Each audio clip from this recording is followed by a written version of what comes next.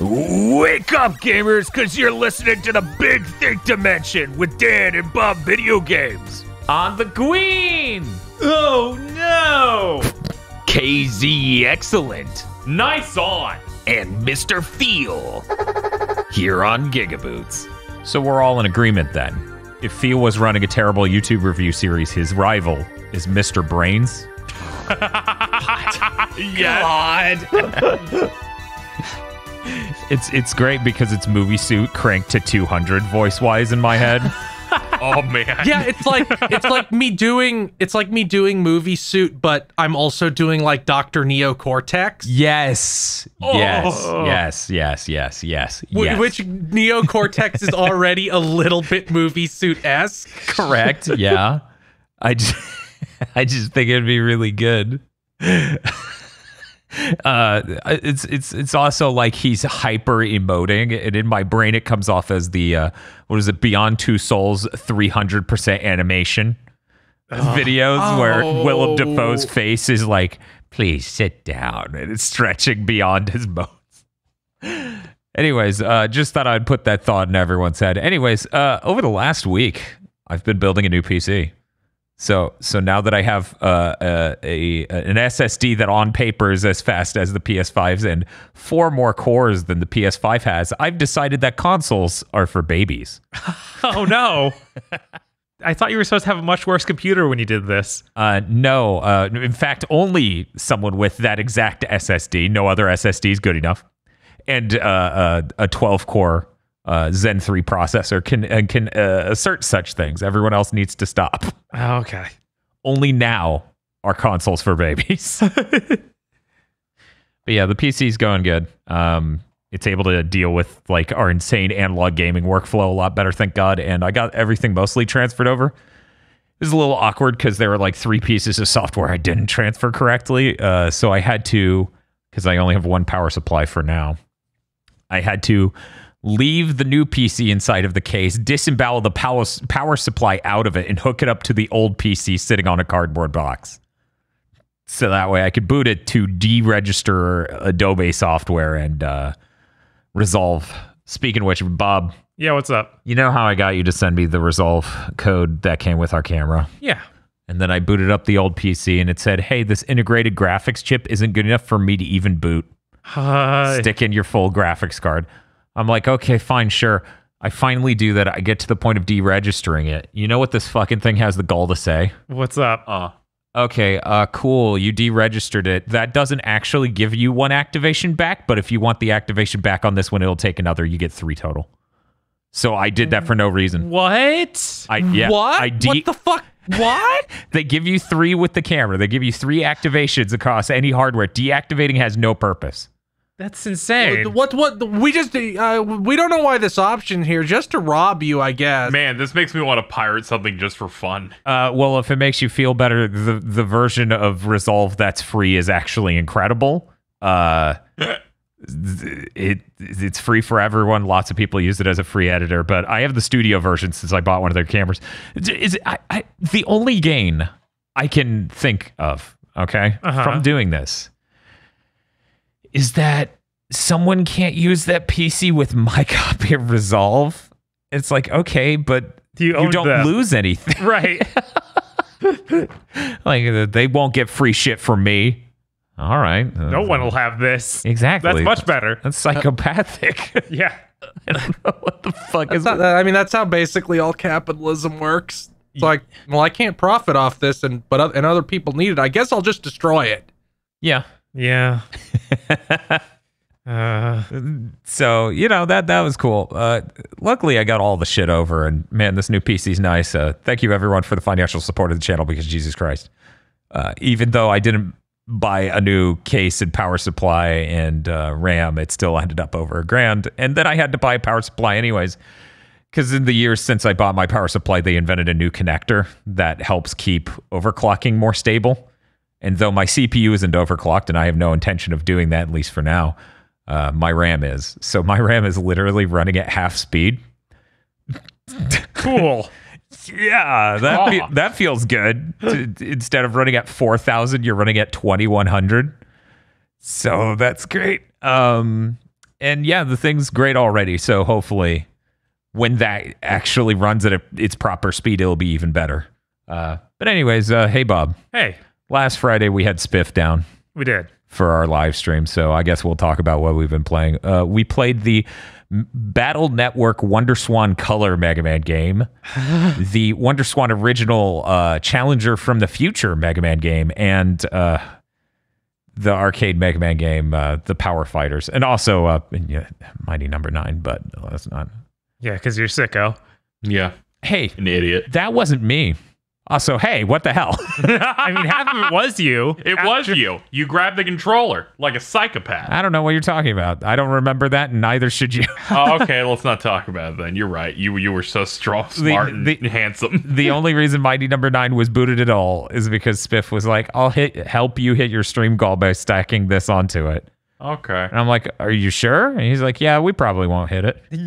And I gave He him this says look as of, if he's never watched our stream before. I know, Spiff's been like involved with the channel for 4 years or something. It's like, what are you talking about? They won't pay us to make you play Mighty Number 9, a game so bad you beat 3 levels and sent me your copy.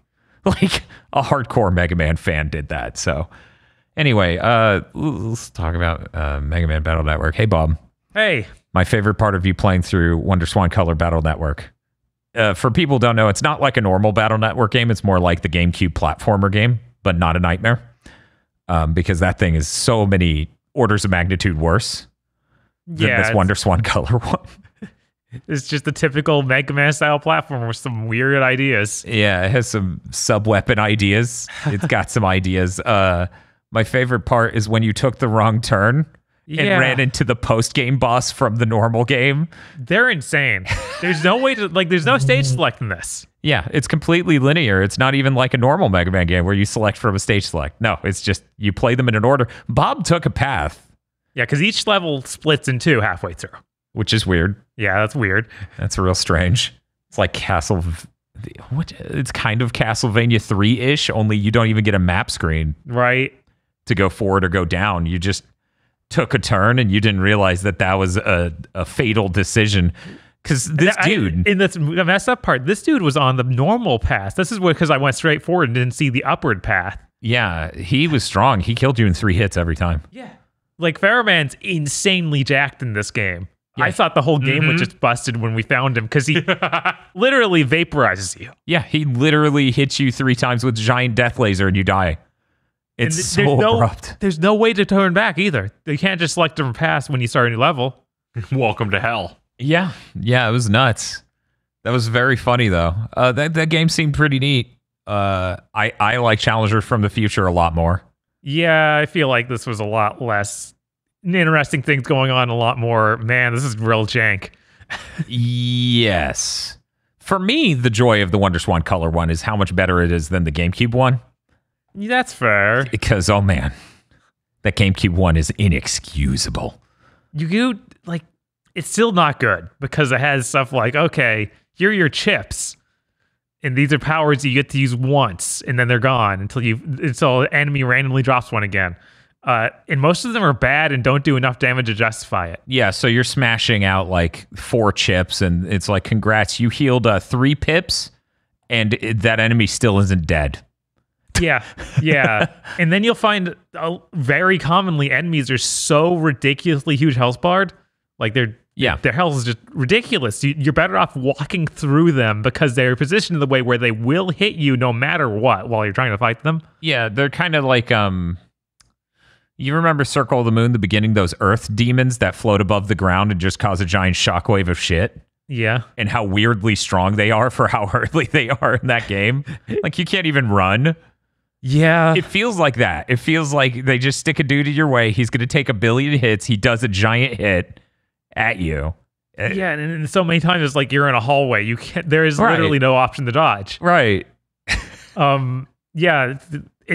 And that wasn't like, oh, it does this once in a while. This is every level has at least one of them. Usually way more. Yeah. So probably one of the worst enemy layouts I've seen in a Mega Man game. Probably. I would assume. I don't know what would compete with this other than obviously the GameCube game. Right. They really... Network Inafune, man. Yeah.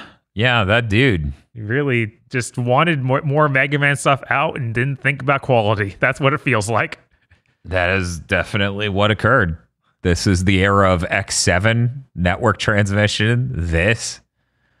Yeah, it's pretty bad. Yeah. It's really bad. But see, here's the thing. I'd give network transmission like a 2, right? Okay. And I would give this like a 4 or 5. I don't know.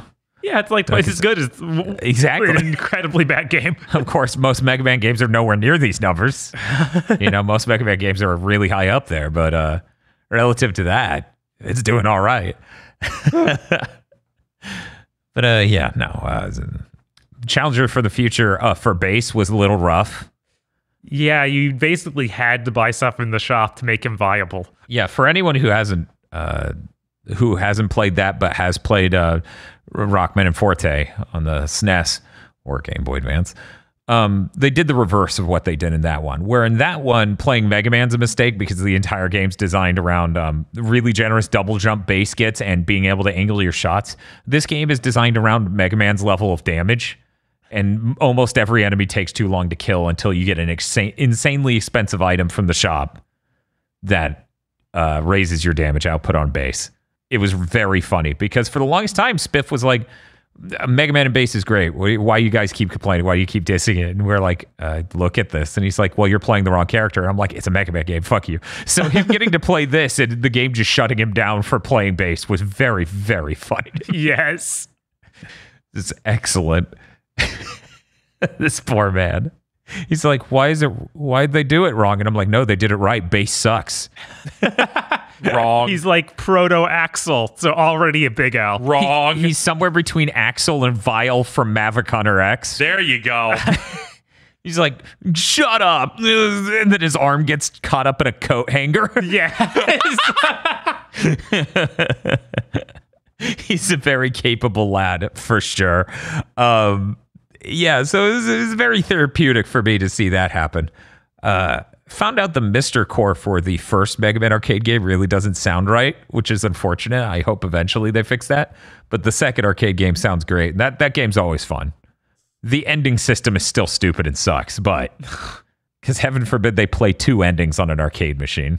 Oh, I mean, at least they made a custom ending for any pair up you have, which I think is probably ideal. It just means you don't get to get all the endings if you want to play 2-player. Yeah, which is the only way I want to play it. I don't want to play solo that game. That's less fun. Yeah, fundamentally. And so we weren't able to show the ending where it's just like, base, shut up. My name's Dr. Wily and I'm making 0. Oh, okay. It's just like, wow, they're just going to show that? Oh, that's cool. Can't wait till that comes up in the actual games. Still waiting. We're going to deliver on this thing we set up. What year? Oh, God, I don't even know, man. Just wait for Mega Man 13. That'll take until the PS7. Okay. Very excited. Yep. Mighty Number 9, still Mighty Number 9. No, nothing to say here. Hey, Bob. Hey. What have you been playing over the last week? I did play a few things. I got to actually put some time into that DLC for Streets of Rage 4. Oh, that's cool. That's cool. Yeah. Lots of neat stuff here. It's got a survival mode where it's like randomly generated factors so enemies can show up in different places. A bunch of different variables you can get to adjust your character. So each time you beat like a stage of the survival, it'll pop up with the thing like, oh, do you want to take, say, a buff to your blitz attack or a buff to your weapons you pick up? And there's other things like, oh, you're stronger when you're standing on the ground, but you cannot jump. Yeah, lots of neat little things like that.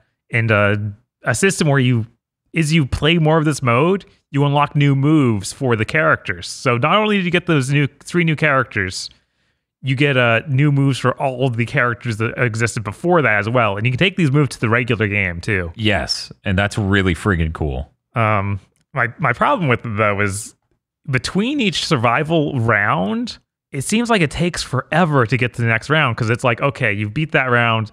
It's going to spawn the thing where you get to select your power up, and then you have to walk through a gate, and it's all very slow for something where you beat all the enemies in like a few seconds, and then it takes almost as much time to go to the next rounds as it does you to have just beaten that area.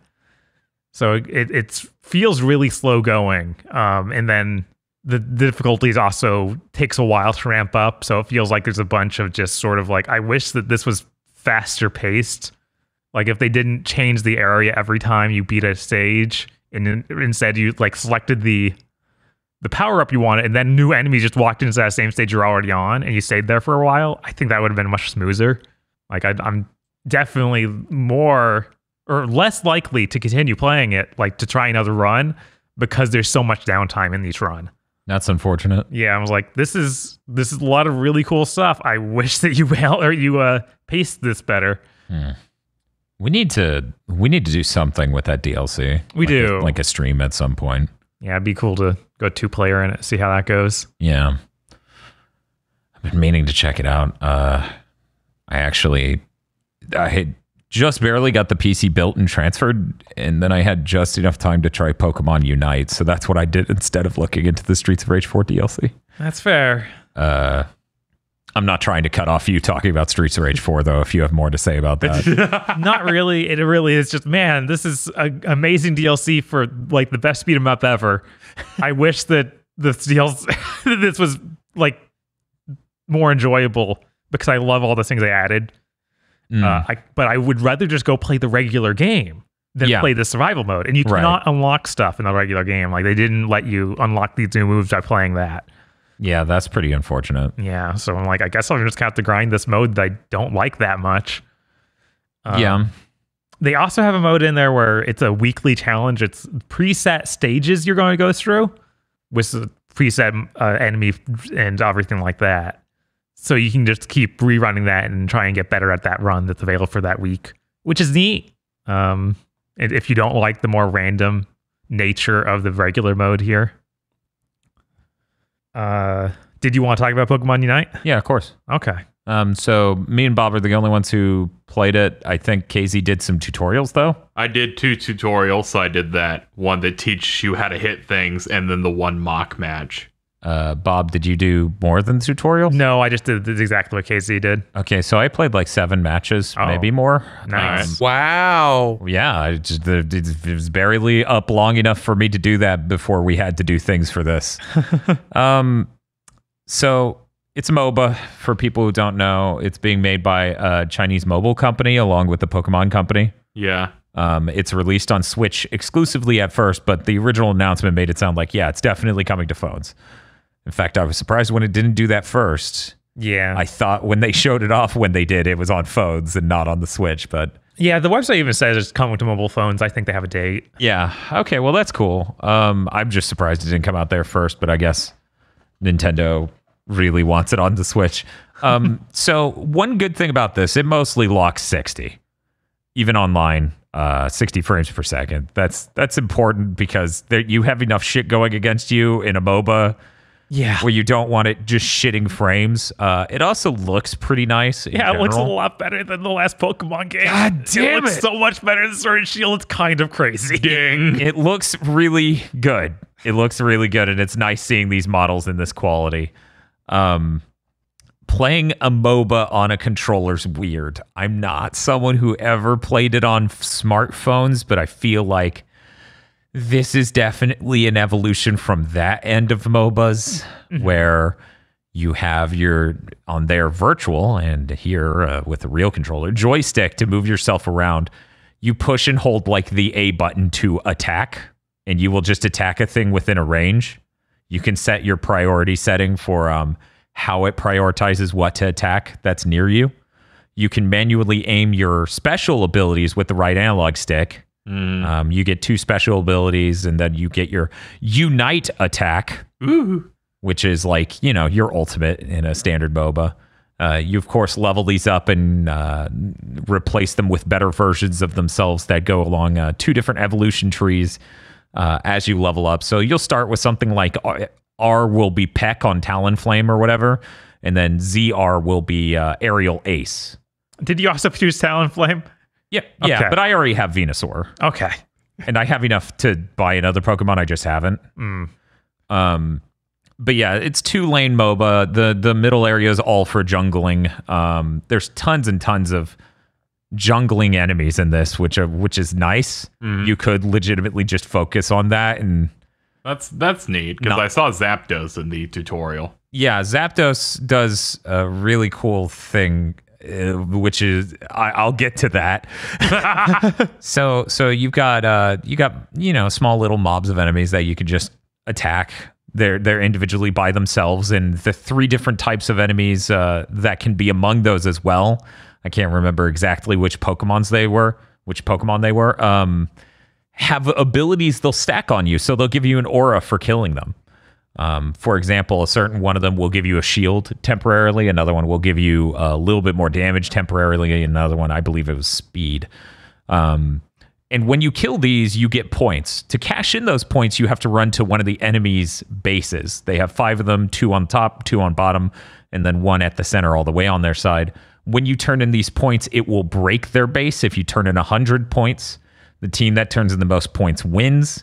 If you break their base, there are 2 advantages they will lose that come from a base being there.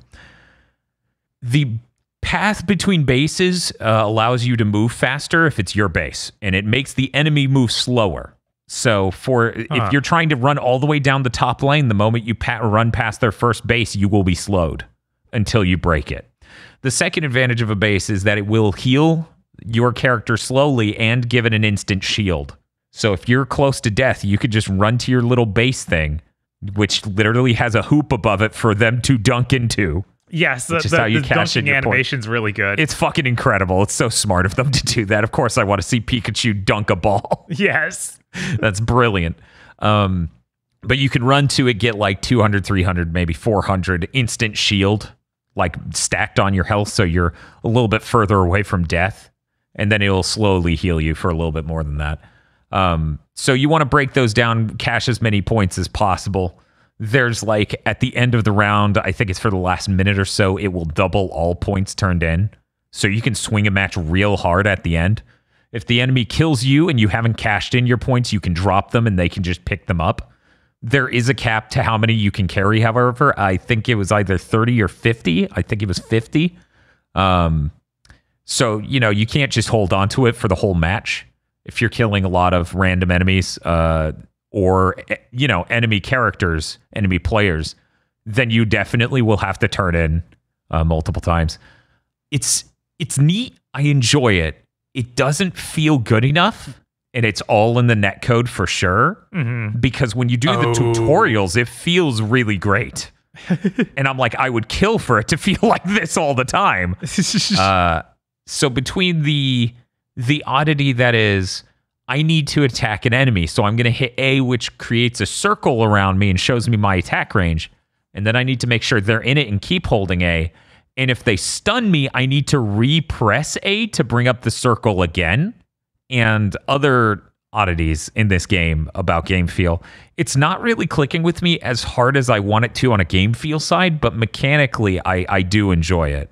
I want to try out a bunch more Pokemon. When you finish the fast track tutorial stuff, it lets you choose from about 9 or so Pokemon, I think, to get a permanent license to.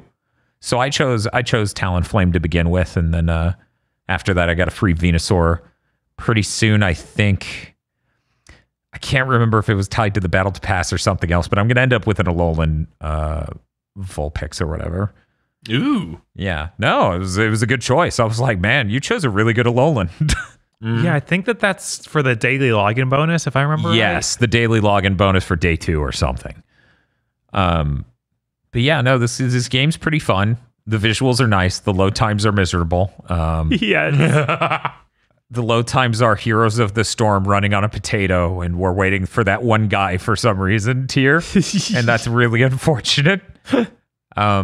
But yeah, I don't know. I really like it. I'm glad the game has held items, so that way you can have a build, and the held items are a lot like Pokemon, except for you can hold 3 on an individual Pokemon. So you can stack something like, I'm not going to remember any of the names, so if I get it wrong, fuck you.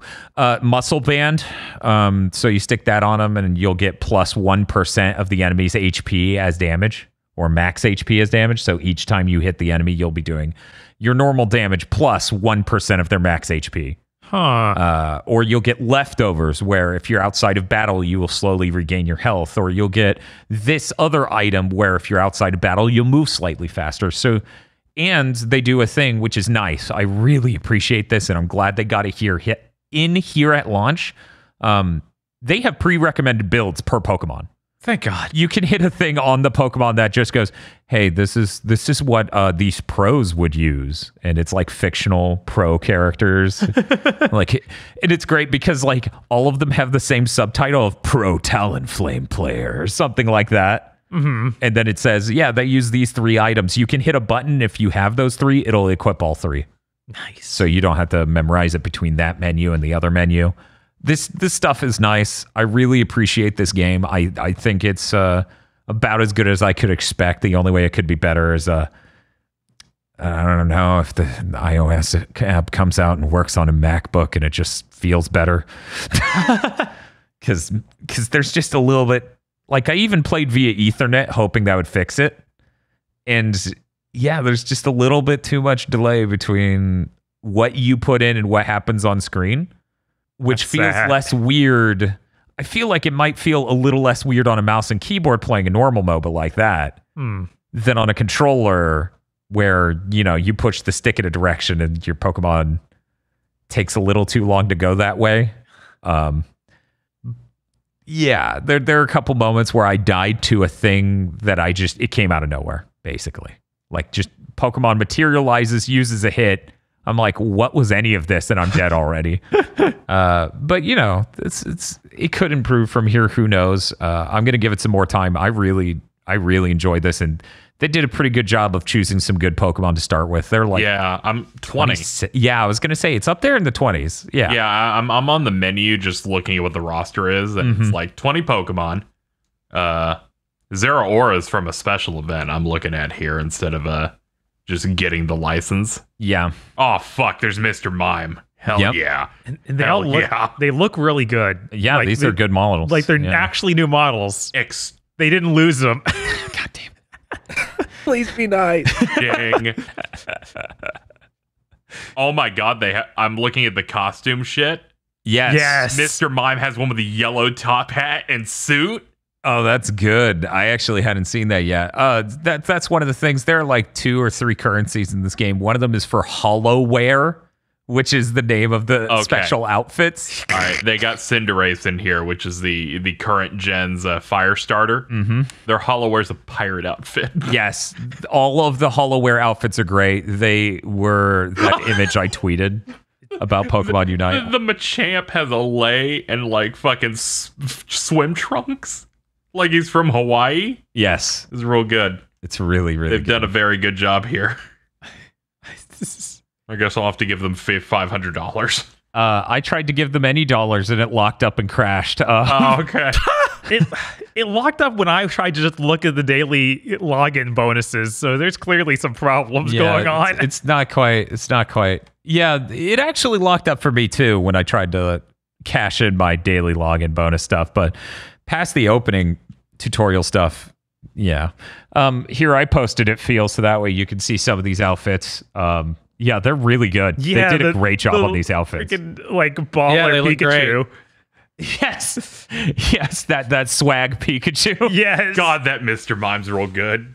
I don't know. Sharpedo's looking great.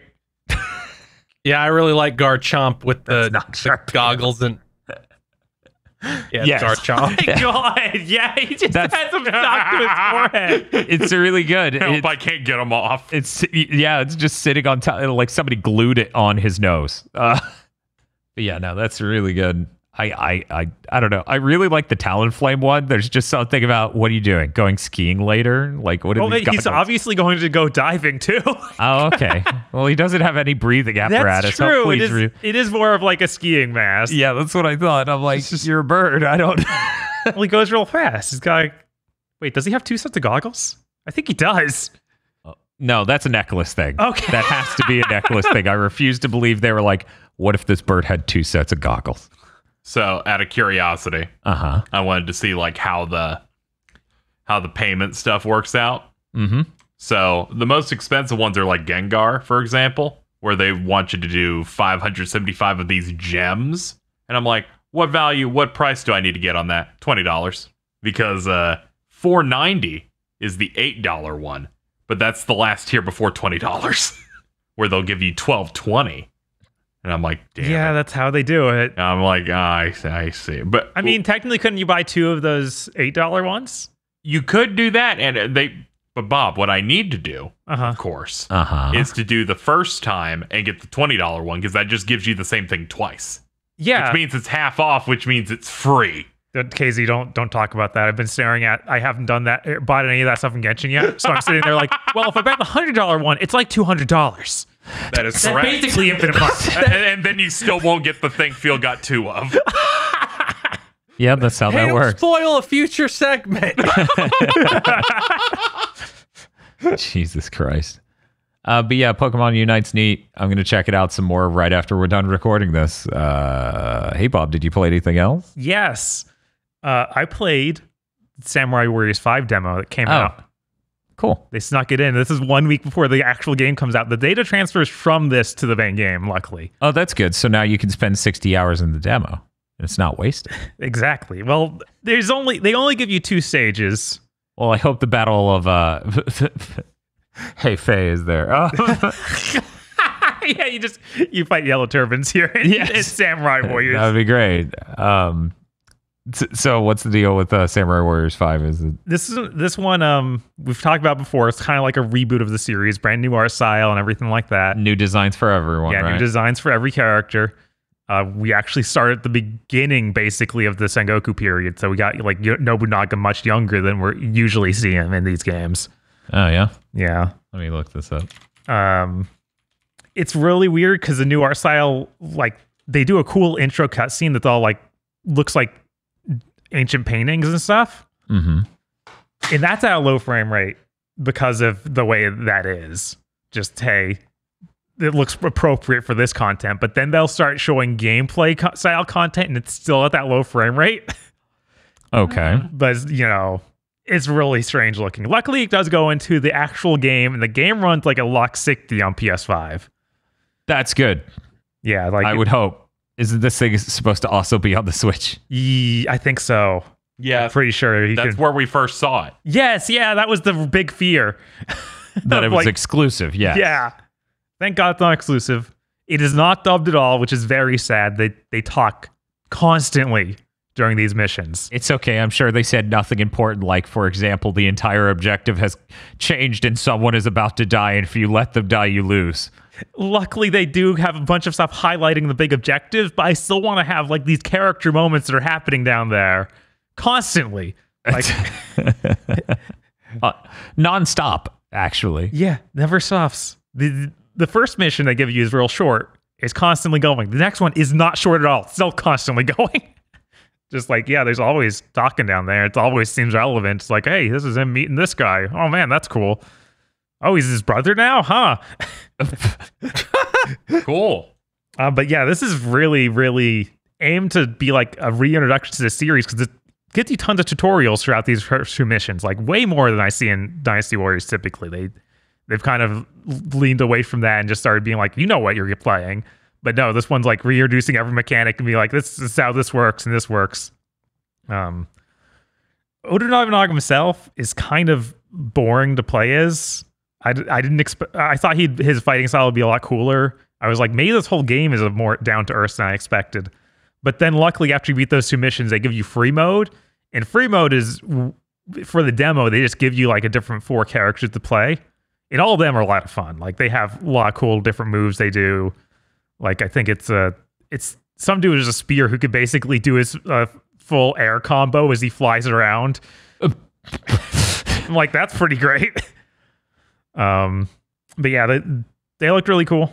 I'm very excited for this game. It's definitely it's probably the most like positive Dynasty Warriors or Samurai Warriors experience in a long time. Like it's great to see this reintroduced. That's good. And the art style looks nice instead of the way it was getting, where it was sort of dire looking, like when we went back to 8 and everything's just gray. Yeah. Even the previous Samurai Warriors 4 looks okay, but there's no art, or the art style is not nearly as strong. Right. So it doesn't pop like the things doing this. That's good because, man, it's been a little dire as a Warriors fan. Yes. I can't remember the last time it remotely felt okay. One interesting thing they do with the morale system in this. This is typically it's just a meter in the upper right of the screen that tells you, oh, your army's winning, so your army will be more powerful. Instead of having just that, they've also sectioned it off. So like, is you take over more of the map, you'll see like just fill in block by block with you have higher morale in this area. So you and your troops will be stronger in these areas you've like increased your morale in. So as you take over more of the map, it becomes easier to take it. Okay. So I thought that was a neat visualization of it. And it's not like, in some of them, they're like, there's these hard points that you need to take. Like this castle needs to be taken, and then you have that bonus. This is much more granular. Like it's just they put squares over every inch of the map. Oh, that's cool. Yeah, so that's really cool. I'm very excited for it to come out next week. And I guess when this goes up, it'll come out tomorrow. I was going to ask you, does this make you more optimistic about the next Dynasty Warriors thing that's coming out? No, it doesn't make me more optimistic for Empires because it's still 9. Look, it can't be 9 because it's on the Switch. I mean, it probably will not have the world of 9. But I fear that the characters will control like 9. Ugh, man, you're probably right. That's the worst feeling a Dynasty Warriors has ever been. It was even worse than 6 with that awful Renbu system. I was gonna say, is it really worse than the one where it's like every character uses these 2 generic items or weapons instead of having their own personal shit going on? It is. Oh my god. If it were an Extreme Legends of 9, I'd maybe give it the time of day, think that, yeah, they'll fix things. It'll be a very different game. But where it's an Empires, I feel like they're energy the country for Empires. But who knows? Maybe they'll defy expectations, and that'll be a good game too. Thumbs up. Yeah, I'll get Empires. Okay, go for it, man. I'm hopeful. Oh no! I just hope it'll be fine. Also, now that I'm thinking about it, this Samurai Warriors is the first thing with a Tuesday release in what feels like months. I'm glad to see more Tuesday releases might come back, because I feel like that's better than having everything stacked on Friday. Yeah. That might be a personal opinion because we're always live streaming on Friday, so it doesn't feel good. Yeah, it doesn't. Yeah, for normal human beings, Friday is probably preferable to Tuesday because it's like, oh, I don't have to work the next 2 days and play my game. I don't know. I don't know if people with 9 to 5 week only jobs are normal, average people anymore. Exist anymore. Yeah, because I'm like, I don't know. Every job I've worked has been, it's all over the place. You'll probably have to work the weekend. Yeah, we record this. But there's also kids. Yes, there are kids. Yeah, it's the worst. Like, we record this, and I'm like, I got to get this done, but I'm like, with that good video game's right there. It's right there, man. I mean, I always felt like I liked video games coming out on Tuesday, so I had fucking anything to get me through the week. Like, I had to use podcasts mostly and cool game releases in the middle of the week to help have something exciting happen. Yeah, it doesn't feel good for that to just be stacked on now Friday. It's just nothing but podcasts.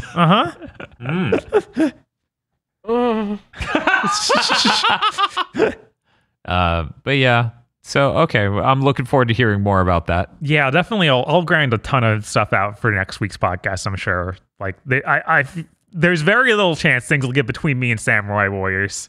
I might try to finish Scarlet Nexus, but I don't know. I need to get through that before you gotta this work comes on out. it. It's very important that you work on it. All right.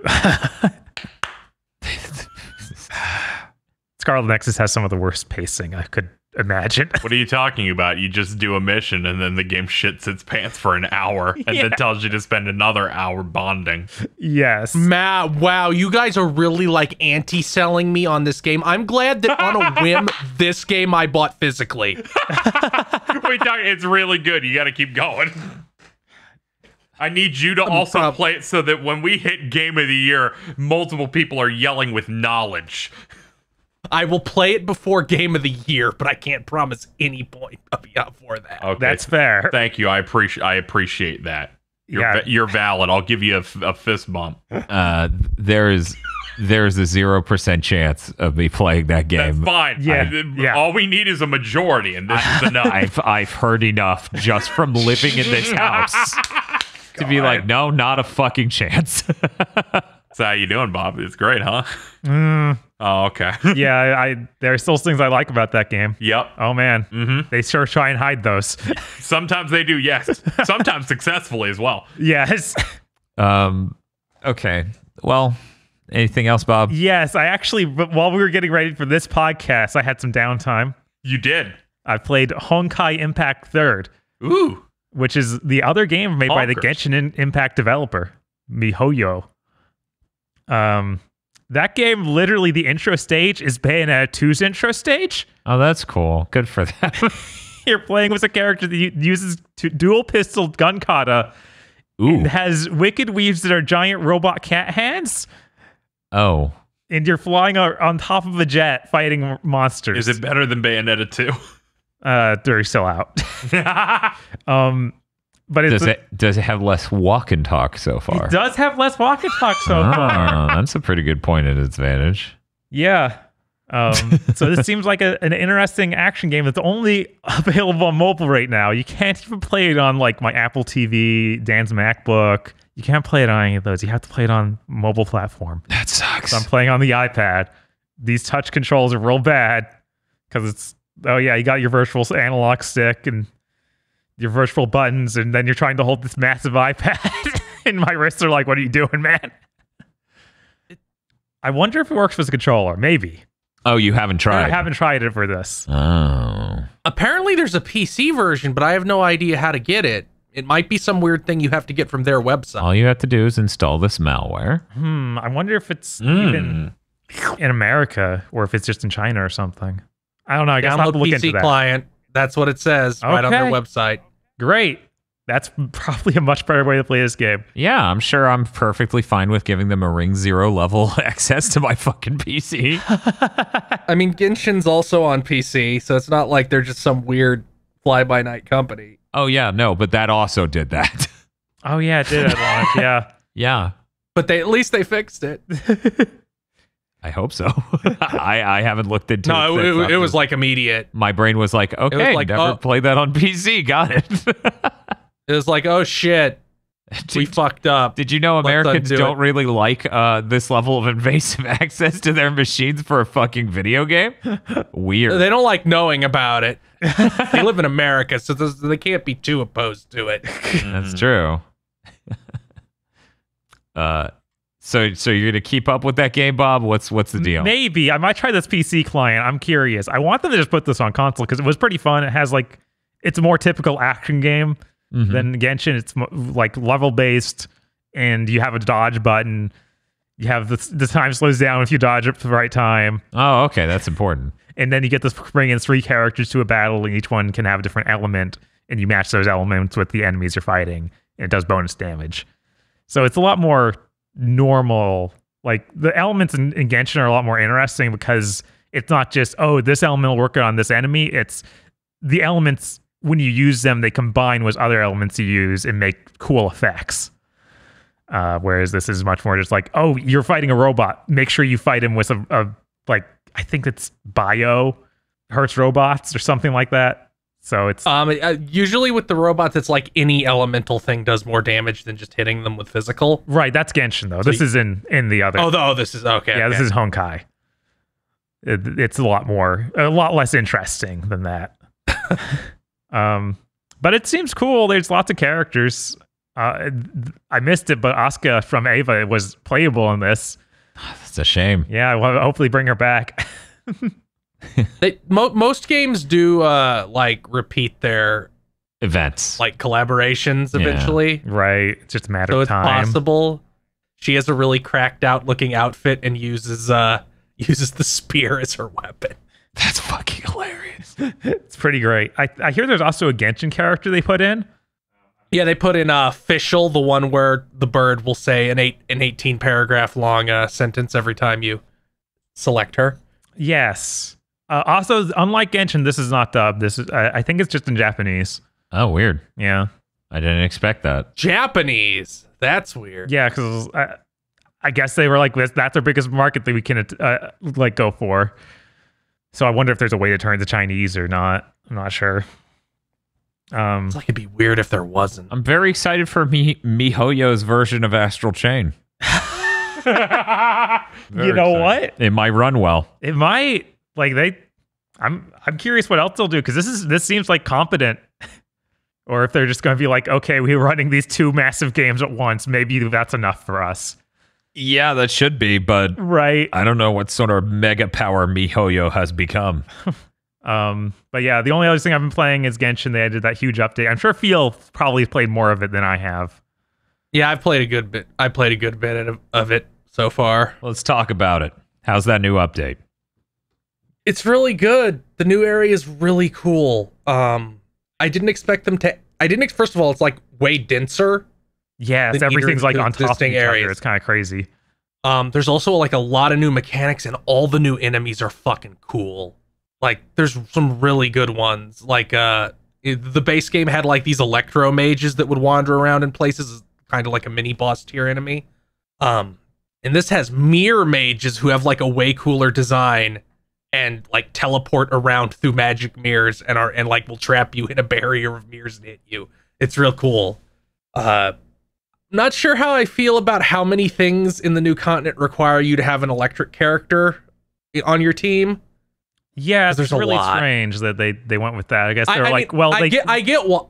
I get why, because there was a little bit of that in Liyue, because there was a lot of things where it's like, okay, have the protagonist put his big rock on top of this pressure plate, and that solves the puzzle.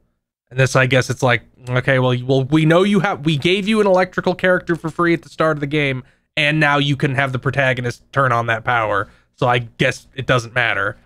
But it is weird. Is it just me, or does the main character's electrical ability really suck? Oh, I don't use the main character at all. I tried him just for this. I went back to him, gave him that new power. I was like, wow, this is real bad. He just shows out like 3 electric shurikens that do almost no damage. What an idiot. I think he's like, I think my protagonist is like level 60. And all my other characters are like level 90. So it's like, no, you're staying down there. I'm sorry, you're bad. Well, I didn't get any win characters until way later, so I had him fully leveled up before I started this.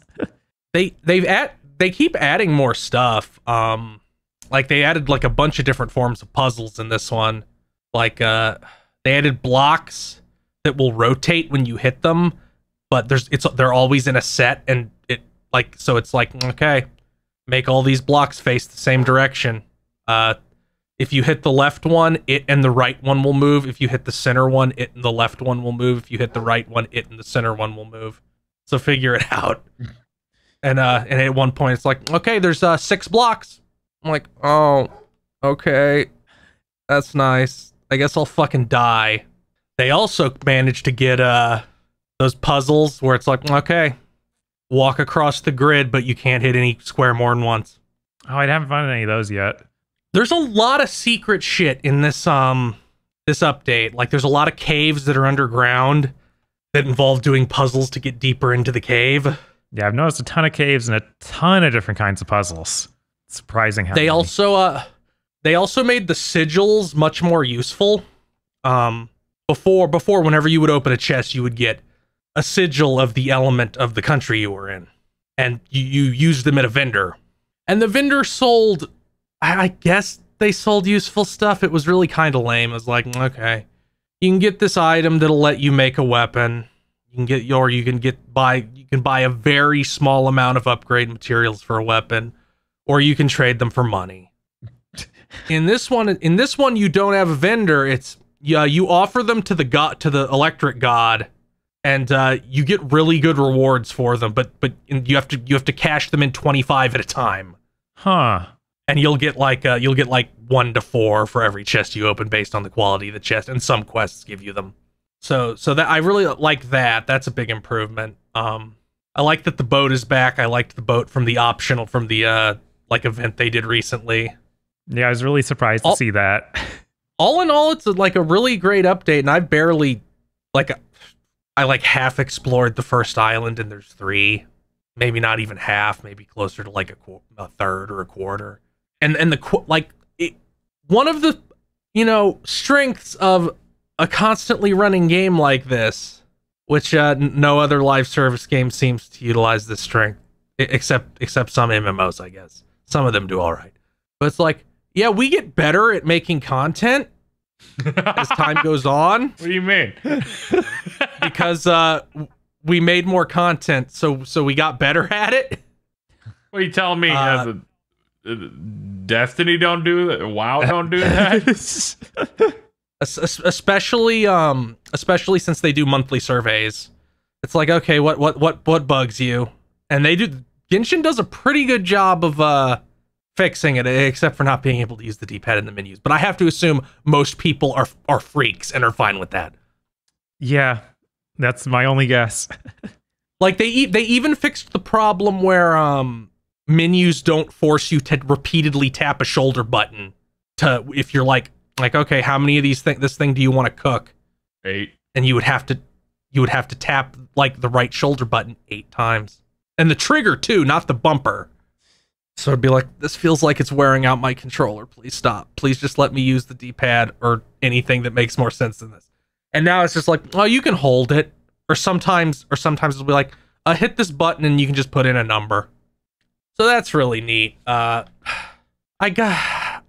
rolled for not for the new character. I intended just to get some of the other characters that were on rank up, as it's called.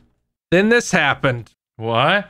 What's up? Oh, God damn it. Yeah, he's got 2 of the new character that's the big new 5-star they put out in one roll. Wait, what? I got Yeah. in one roll. I didn't know you could do that. What do you mean? I didn't know that could happen either. So it's like you have like a 3% chance of pulling this character. And you just got Like 2 what? of them in your 10 roll like that. I've seen, and I've done a roll in this before, where you just get no character at all. Yeah. Yeah. The way it works and the way all these gacha games work is if you roll 10 at a time, it's like, okay, you will get 1 4-star thing no matter what. But it might be a weapon. Ugh. Which is useful. Weapons are good. My biggest problem right now is like, I don't fucking have enough good weapons for my characters. I refuse to roll on the thing that is only for weapons. Fuck that. Yeah, I was like, have you ever rolled for that? Because they actually added a new mechanic to it, which I thought was pretty neat. Yeah, they added a new mechanic where basically you get to select a weapon you really want, and whenever you get a really big weapon that isn't that weapon, you get a point. Ooh. And once you get 2 points, the next big weapon you roll will be that one. Ooh, I like that. That seems smart. But I'm never going to roll on that. So Yeah, I want more anime characters. yes, I want more anime characters. Yeah. So I had been sitting here before this update came out and was like, how are they going to keep making 5-star characters like good? How won't they run into the problem of like, well, I already have a bunch of characters, I don't need these new ones. Apparently, it's just going to be by making each one's abilities more and more cracked out. Like I didn't have I literally could not like level this character, the new character, Ayaka is her name. I literally could not level her up to the top because like she needs materials that I have to harvest. Like one of them from a boss that is new, so obviously, and that you can only fight like 4 times a day most. So I obviously couldn't like max her out. But remember what I talked about a couple weeks ago, or maybe even last week, where it's like, yeah, this character, when she sprints, she like turns into a water puddle and goes along the ground. She can run across water. Yeah. This character can do that too, except hers is ice. So when she pops out, it freezes the water and makes a platform for you to stand on. Yeah, when I saw that in the test run feature of the game, because at least they let you do that. They let you mess with the characters in their little test mode. It makes you really want them. I was like, oh man, I need to roll her now. Yeah. And the platform stays there less than any other ice platform. So it's not like you can just hang out there and regain your stamina and infinitely go across the water. But I've already used it to do shit like, okay, I'm gonna go out towards this thing. I'm gonna pop out. I have just enough time to switch to Kazuha, who is a wind character, which was like the last big one. And then I can use his thing that just shoots me into the air so I can get up on top of this thing. and sequence break the puzzle they wanted me to do to get to a chest. Good. Which is the main thing you can do with 5 stars other than just them being better in combat is like you can sequence break our puzzles. That like almost every 5-star character is really useful for getting the crackdown orbs. Because they'll often be put in places that require like a lot of work to get to. It's like, no, I have this character that just shoots 50 feet up into the air as their power. I don't have to engage with your design at all. Yeah, I probably would have not have played this game as much if I didn't get that character who could just teleport. Like, you show out the energy ball and then teleport to it. Yeah. That definitely makes exploring the game a lot more fun. So keep giving us busted abilities. That's what I'm here for. No, we have to break things down. That's a good rule for balancing. Do not build things up, break them down wholly. Now, I can see people are really hard up for these 5-star characters because I wanted to see who else replied to your post of getting 2 in a row. And aside from Bob, I see Rob, Crime, God damn it, and congratulations and fuck off. I mean, yeah, that's a pretty sensible response. And another one going, fuck it, I'm doing a roll. Jesus Christ. Yeah, I'm pretty sure just me posting that got at least one person to give me Hoyo money. So I'm not going to talk too much about the story elements of this update, because I'm not really that far into it. But there is one incredibly fucking funny thing. They write this. I know for a fact that there is no dialogue differences between which protagonist you pick, except pronouns. Mm-hmm. There's one of the characters in the story who is just like blatantly in love with the protagonist, and that's going to be really funny if you're playing as the girl. I almost have to expect that MiHoYo did this deliberately because it's that blatant. It's like they have to know. I mean, there's been one like that since the beginning of the game, that Electric Witch is constantly hitting on your main character. I'm like, yeah, that would not change if I was the girl character. I'm just wondering if there's going to be a point where they're like, we decided to make this next update like for fans of the female protagonist, and then it's just a dude hitting on you.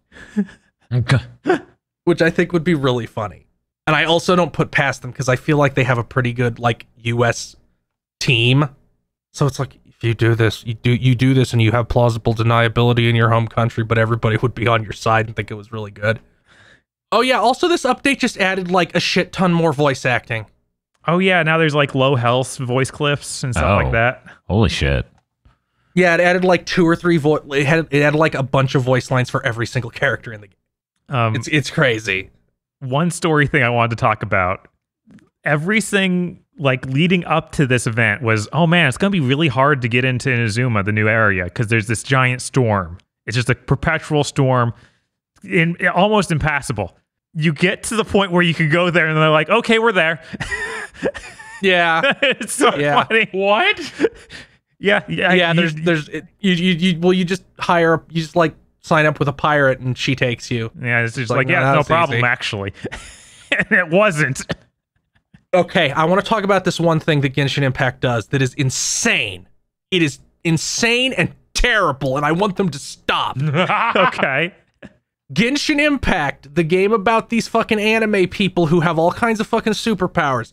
When it comes to how a character's being in multiple places at once, they decide they have to be realistic. Oh, so where the quest will be like, no, you can't do that. They're actually occupied with this quest. Yes. That's unhinged because it doesn't even seem to prioritize them in a common sense way, because it's like no, you can't, because this is what happened to me. It's like you can't finish the quest you have to do before you can go to the new area. That character's involved in this other quest. And it's not even like the characters you can play as. It's like NPCs that have names. Yeah, it's just completely random people. Yeah, they're hanging out. I've had to do this with me just trying to go to my like Animal Crossing world. It's like, oh, you can't enter your teapot now. This random character's involved in a quest. It's like, what do they have to do with this? Yep. That like I have no idea why it does that. Yeah. At all. It might be some weird thing with phases where it's like, okay, the world state is currently like has that character here and we can't switch the world state. So you have to go do that quest.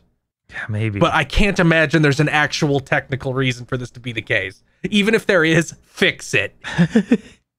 It's really bad. I don't think I have anything else about this other than the new area is like such a step up, not just like in terms of enemy design and like layout design and cool places. Like there's cooler places on the first island than in the base game at all. Like it's like, yeah, here's a place where a mountain got turned upside down and there's like reverse gravity. Yeah, I think that like it's kind of crazy because I think Liyue was already a huge step up from Mondstadt, which is like our Breath of the Wild at home. Yeah, their Breath of the Wild plateau and then, type area. Then you immediately go to China, and that's wildly better. And then this is also a step up. It's kind of crazy. Yeah, I'm just wondering, like, damn, like, how good are you gonna get? There's like 7 more. There's like 4 more of these areas. By the way, I'm gonna say this now, so in 3 years when it gets proven right, I can be smug about it.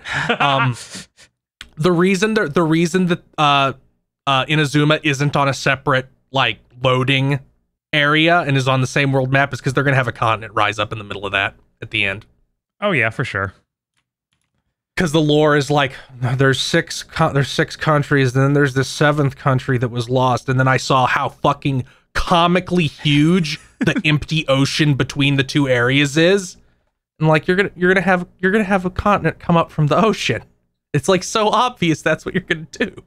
Yeah, but that's what makes it raw. Yes. It will be very raw. I'm gonna be really upset. So I don't know if Bob has. Well, you're in the continents. You've gone to the new continent, so you've obviously finished like the Liyue story. Yeah. I want the end of this game, the protagonist to turn into Supersonic. I mean, because that could you get all the you get all the elemental powers, and it's already established he can use them. The protagonist can use multiple of them at once because they do it in a fighting a boss in a cutscene.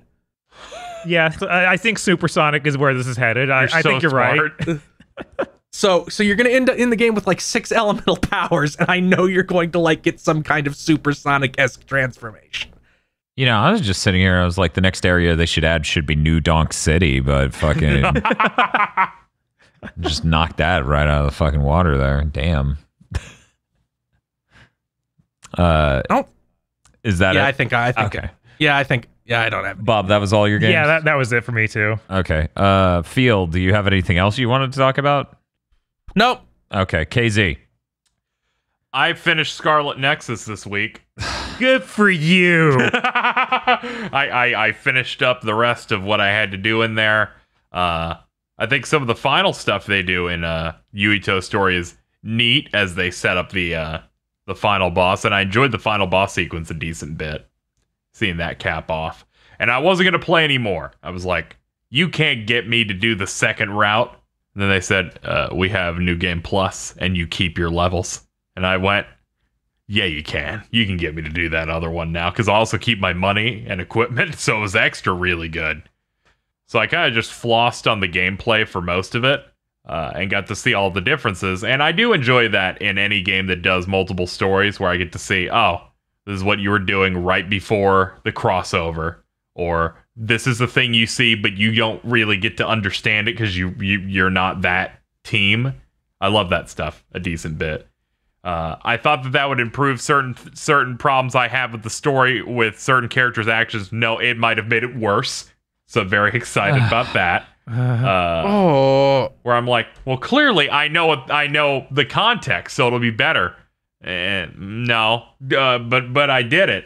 Yeah, there's a lot of stuff in the game that I like, and there's a lot of stuff that I hate in it. So it's kind of like clashing all the time. But I don't necessarily regret playing it. So is the story better or worse than Astral Chain? All right, I used to go. I went back and forth. This one has that thing that we were talking about and describing it the same way conversations about Trails have come up, where everyone doesn't stop fucking talking. Yeah, every single character needs to get a word in about every event that's happening, so every cutscene is about twice as long as it should be. Yes, it's not as blatantly ripping off Evangelion as Astral Chain is, so I guess that helps it a bit. I like parts of it. I feel like it goes a little bit too deep in its lore stuff to where I just feel like I'm a little exhausted when it's trying to tell me the story. Well, that's because of the way it presents. It's so repetitive because of all these characters. Yeah, it's really repetitive. But if you like take that out of it and just go the storyline, I'm like, sure, I like this a bit more. I like this concept that they're doing more. Oh yeah, I think that the story, like broad strokes, is neat. A lot more interesting than Astral Chain, but oh god, the character writing is the worst. Yes, I do like the final battle and the ending they decided to choose. I was also deathly afraid that if I picked the other character, they would try to change the ending to conform so each one's unique. Thank God they did not do that. I would have. I would be a lot more mean toward this, but whatever. This is cool. I hope they do another game like this and don't feel as forced to present the story like this necessarily.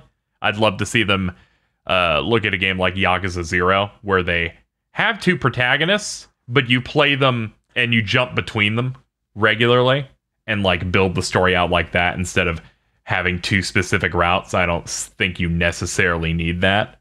I think that could be neat. But yeah, I finished it. Yeah. There's a lot of unique content between the two campaigns, right? A little bit. a little like you're there's a lot of times where the characters are crossing over in different events. Like they'll meet and this is that area, and sometimes it'll be like you play the other character, so you get a little bit more that takes place before that mission. So say you go to this location of Dipshit Street. Well, I played as Kasane, and you get to go like 2 blocks back from where Yuito's character story started, and then you're like, oh, they're not here because you have to go catch up to them. And there's stuff like that. But there are unique levels for each one. I think Kasane is the better of the two. Like there's more interesting concepts, characters, and twists going on that make you care about that story more. Yuito's story, unfortunately, is the one where you're not allowed to know the really cool stuff for a very long time. So it just feels worse paced. And I think he has less decent hooks. I think just that, but they both have the same general structure. They both get a character that will be a boss you fight 3 times. And Yuito's is much worse in like every area.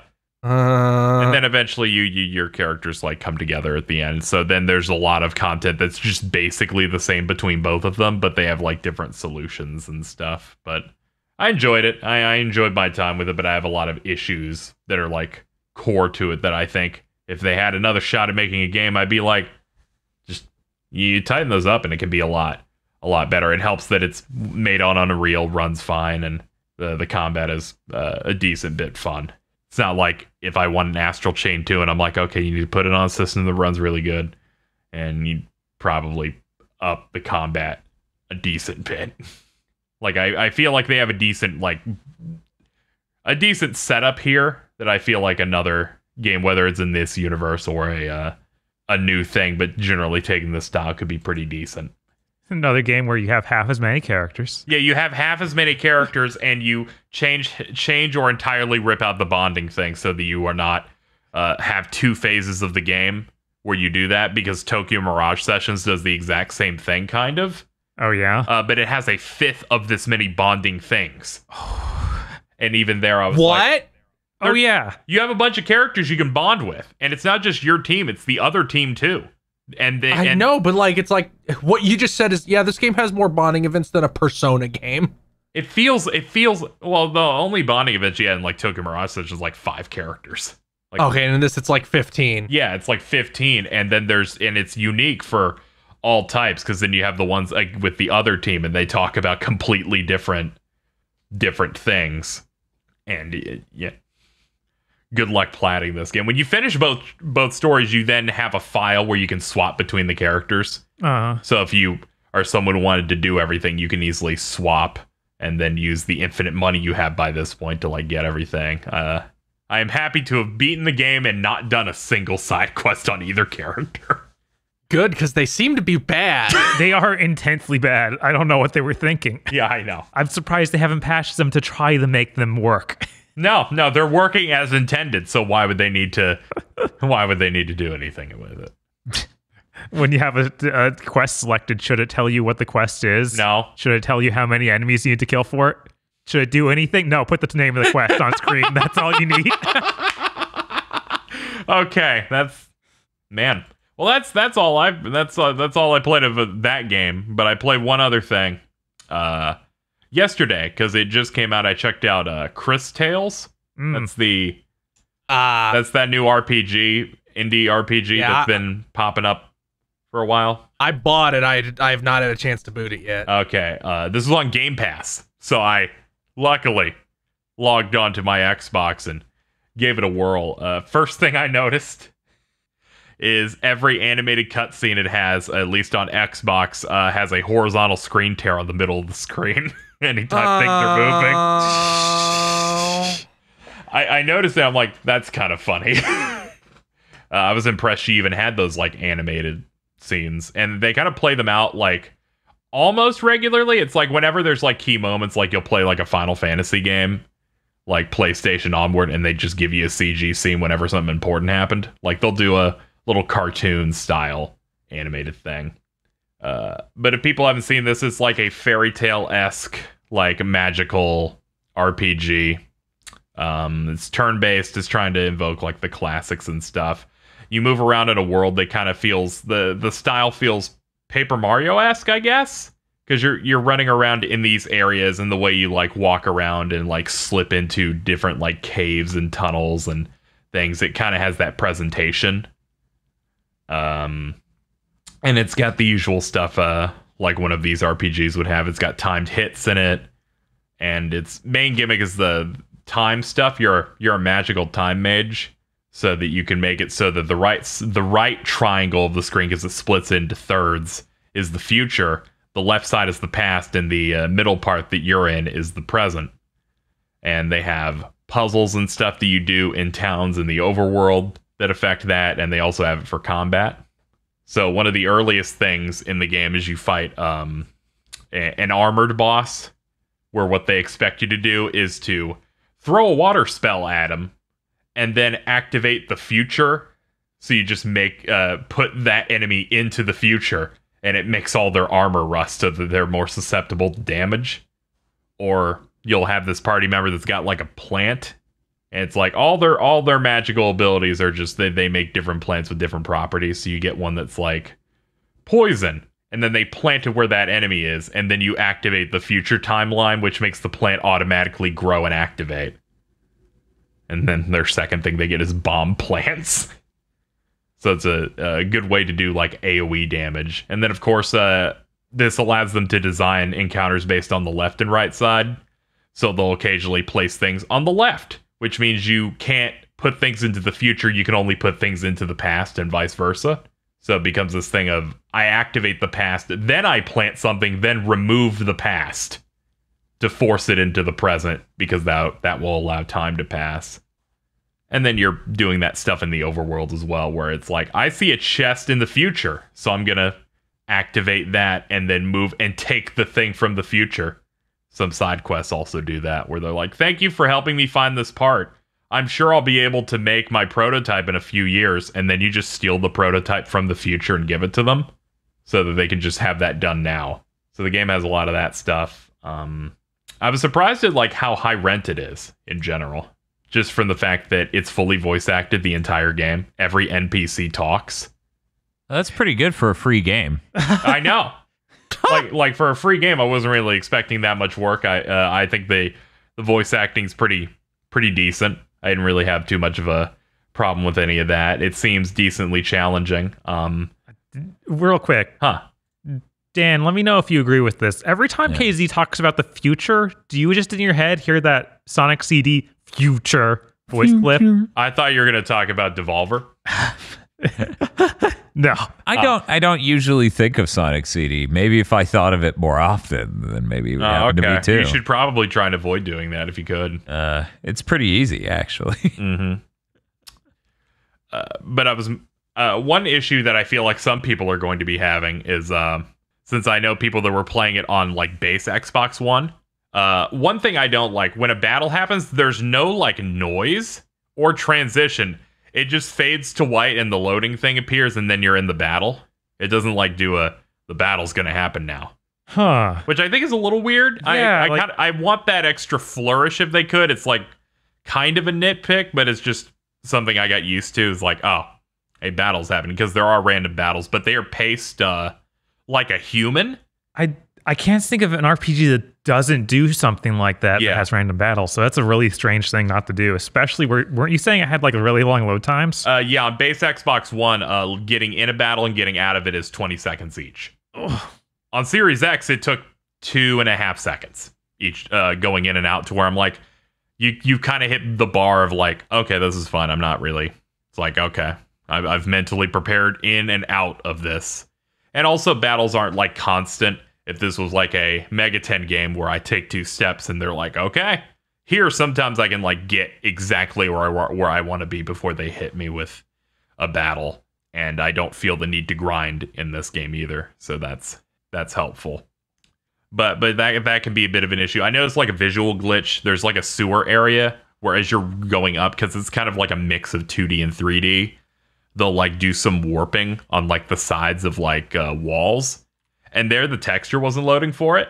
So occasionally, it was like you seeing them pull off their skin of the stone to reveal like colorless, untextured stuff for a second, and then that looked a little weird. But in general, like going through the game, I've done like 3 towns now in it, and I've seen like some of the major like bosses and stuff, and it's been pretty solid. Like overall, if you're looking for a good like turn-based RPG in this style, I'd definitely say go for it. It like seems really solid. It has one thing that I'm like, what? Which is, if you die, it just brings you back to the title screen, essentially. They're like, wow, that's... You die, and they're like, do you want to load? And I'm like, fucking what? Oh, cool. It's like What Saga fucking- Frontier. Yeah. What fucking decade is this? Yeah, I don't... You're at least 20 years too late for this, my man. Yeah, I really don't know. It's classic. What's the problem? Oh, vintage. Are there no autosaves at all? Is it like just No. good? No, this... Whoa! Yeah, it's real. So this is just like, hey, would you like to Maybe load I'll up? wait a few months to see if they maybe add some desired QOL features on this bad boy. Also, for the record, this game is $40. If you don't get it free. I can understand. I can see that in the game itself. Like, I was expecting this to be like really basic, but it actually does feel like this is a higher end RPG with full VA. Yeah. Like, the visuals look pretty nice. Yeah, that seems reasonable for this. Cotton Reboot launched this week for $40, and I'm hesitant because that's a port of ancient game. Yeah. But I'll buy I'm it. just warning people. If they go to buy this because KZ sold them on and be like, yeah, that's just $40. Yeah. I don't know. Maybe steal someone's Xbox, get Game Pass with your Rice Krispie treat. Give this thing a shot. But yeah, I'm thoroughly enjoying this. I was expecting to like bounce off it almost, because I'm like, I don't know. They're trying to make they're like, we love JRPGs, and I'm like, I'm gonna find out if you do or not. When I play this. I remember a thing that happened when they put out a demo like last year. It was like, we were inspired by Earthbound and Chrono Trigger. And a lot of people rolled their eyes and they played the demo and was like, wow, this is actually all right. I wish they hadn't made that like the front of their PR. It made me scared. Yeah, I can see some of that influence stuff. Oh yeah, they do the thing that I like that's in Final Fantasy Mystic Quest, where the characters' animations change when they're tired. So I'm beating up a slime, and the slime just starts melting a little bit more when it's at low health. Awesome. And stuff like that. I really enjoy that, and I think the time mechanics are a nice dimension to this game, on top of the timed hit stuff, where you really learn to time stuff, especially where it's like, all right, I hit it at the right time, and it'll say deflected. But if you hit parry, I think that's like the highest tier of you mitigated damage, which, just in general, I'm like, this seems really solid. I'm going to keep up with it, but that's really all I have to say about it. Podlords. Oh, Cool. Fuck. The Podlords. Yes, that's right. The Podlords. Podlords such as E. Lee Broyles, Corey Brown, Dobo Muito Real. The image stays with me. Red Blaze 27. Weapons Grade Juice of Frost, Suzu Shiro. Emperor Zero. Shibuya is going to plat Neo Twewy in 1 week. This is not a threat. This is a promise. Jesus, who knows how bad that's gonna be? It'll be fine. That's a Square game, Bob. It's either gonna be normal or fucked up. I believe in Shibuya. Yeah. She's strong. Yeah, it'll very be strong. it'll be some shit like max out every pin. Here's a million missable pins that are like freakishly impossible. And then she'll be like, to get. good, this brings me back to birth by sleep. Maybe I'll do it too. Disney Versus by the Rivals of Ether devs featuring Sora from the Kingdom Ken Hearts series and Dante Once Disney Devours Capcom. Disney doesn't know Square Enix exists. What do you mean Aloy's going to be in Genshin? Don't Spoilers. spoil the news. We told you. 101 Shades of Wonderful Remastered. Gary Turfmaster. Oh no! WTF Spider-Man. This is me and some of the other podlords when Phil finally plays AI, the Somnium Files. I'm sorry. My normal job's in crunch mode. I promise someday I'll be free. One day. Modern Mage. Watched the episode of Columbo, or the episode where Columbo goes to England and was bemused that Columbo has to also solve foreign crimes. That sounds great. That episode's really good. Oh. You get the usual layer of Columbo not having a fucking clue on top of him being an American in England and not having a fucking clue. God, I need to see that. What the fuck is a Tuesday? DFW3K. We here at Amazon Game Studios have many accomplishments like unreleasing a game, nuking GPUs, psychotic hiring contracts, Hey, Podlords. There's a text limit. Be aware. You'll probably notice. I'm starting to wonder there's no visual surfacing of this information at all at the Podlord end. Maybe they see it and they know that happened and go, but it's funny though, right? Dan's Xbox Series son versus KZX son. Fight. Got him. Get him. Yeah, get my son. Do it. Crush him. Fucking Drop him onto the rocks. Fucking 5'8" Muito real. Kristen. Squidberry Tentacles, my new Nickelodeon All-Star Brawl main. Oh my god. It's rough. Doink. Doink, doink, God. doink, doink, That's really bad.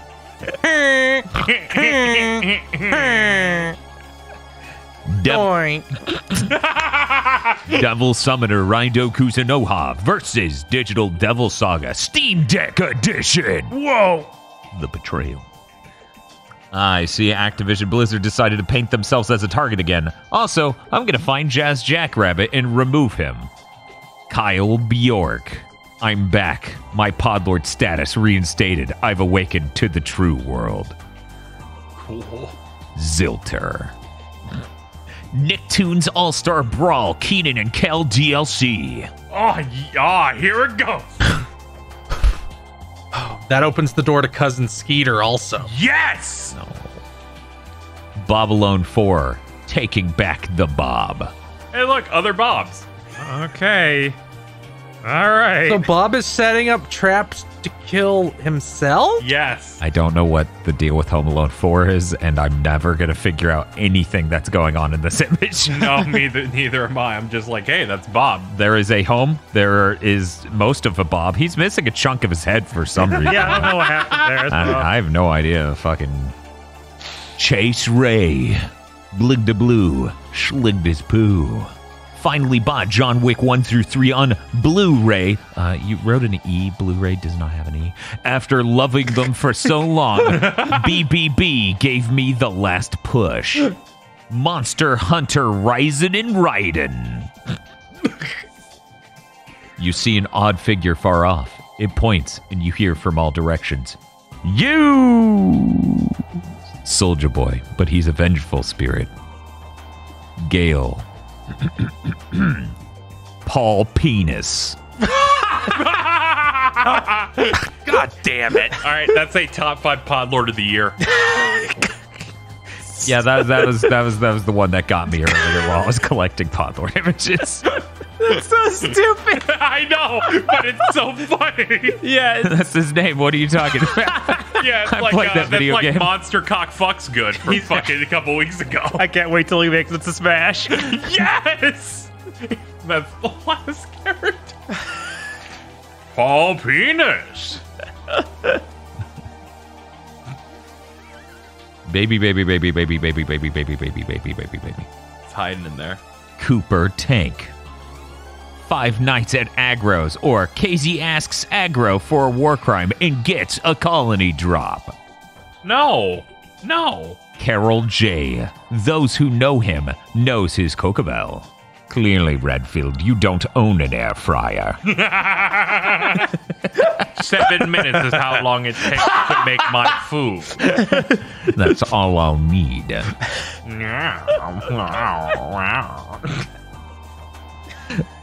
Fuck you, just bring him back to life.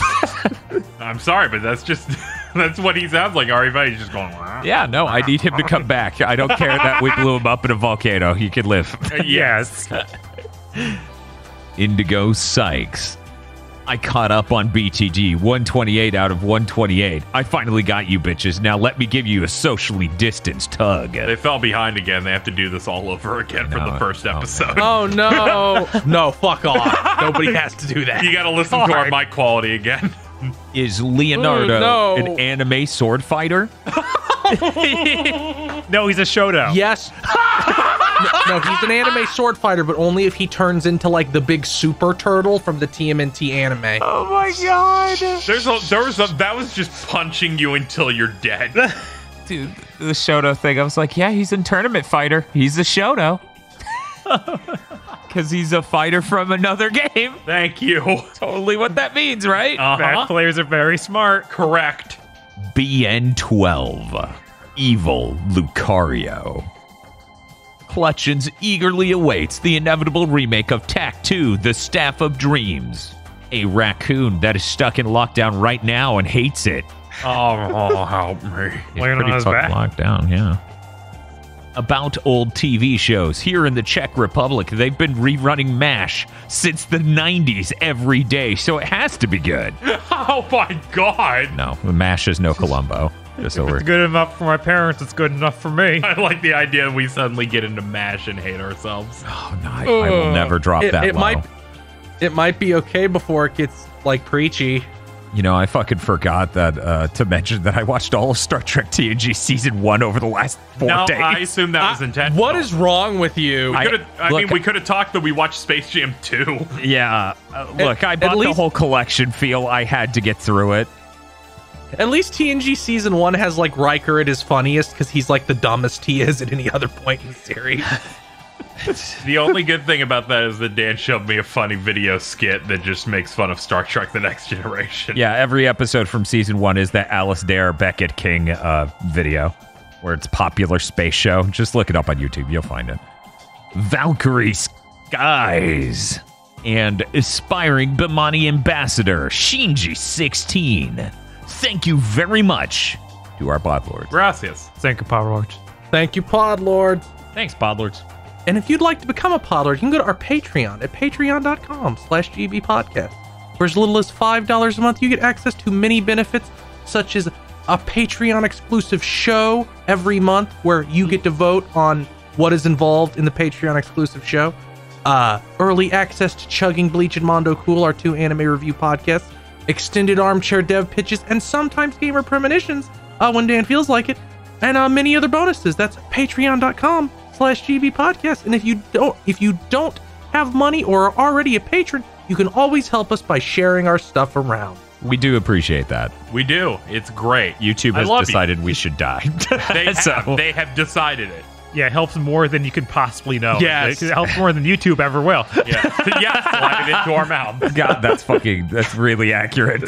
Telling a single human is more than YouTube has ever done for us. We're going backward. It's kind of crazy. It's fucked up. YouTube's like, don't worry, your channel's in remission. I'm like, it's in what?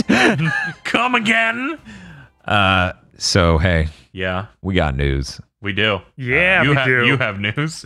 Should we just start with the most horrible thing and then like go to least No, horrible? I need to get this out of the way because this isn't fucking news and I don't know what Casey wrote it here. You need to make sure to mention it on Big Thing, and you said you would, so I was like, all right, I'll write it here. So, hey, Dan, tell us how good the HBO Max app is on Xbox Series X. So Space Jam 2 is supposed to support Dolby Vision. We couldn't even get the Xbox to output HDR for some reason using the HBO Max app. I spent 25 minutes trying to fix this and still couldn't. I just gave up. I was like, what the fuck?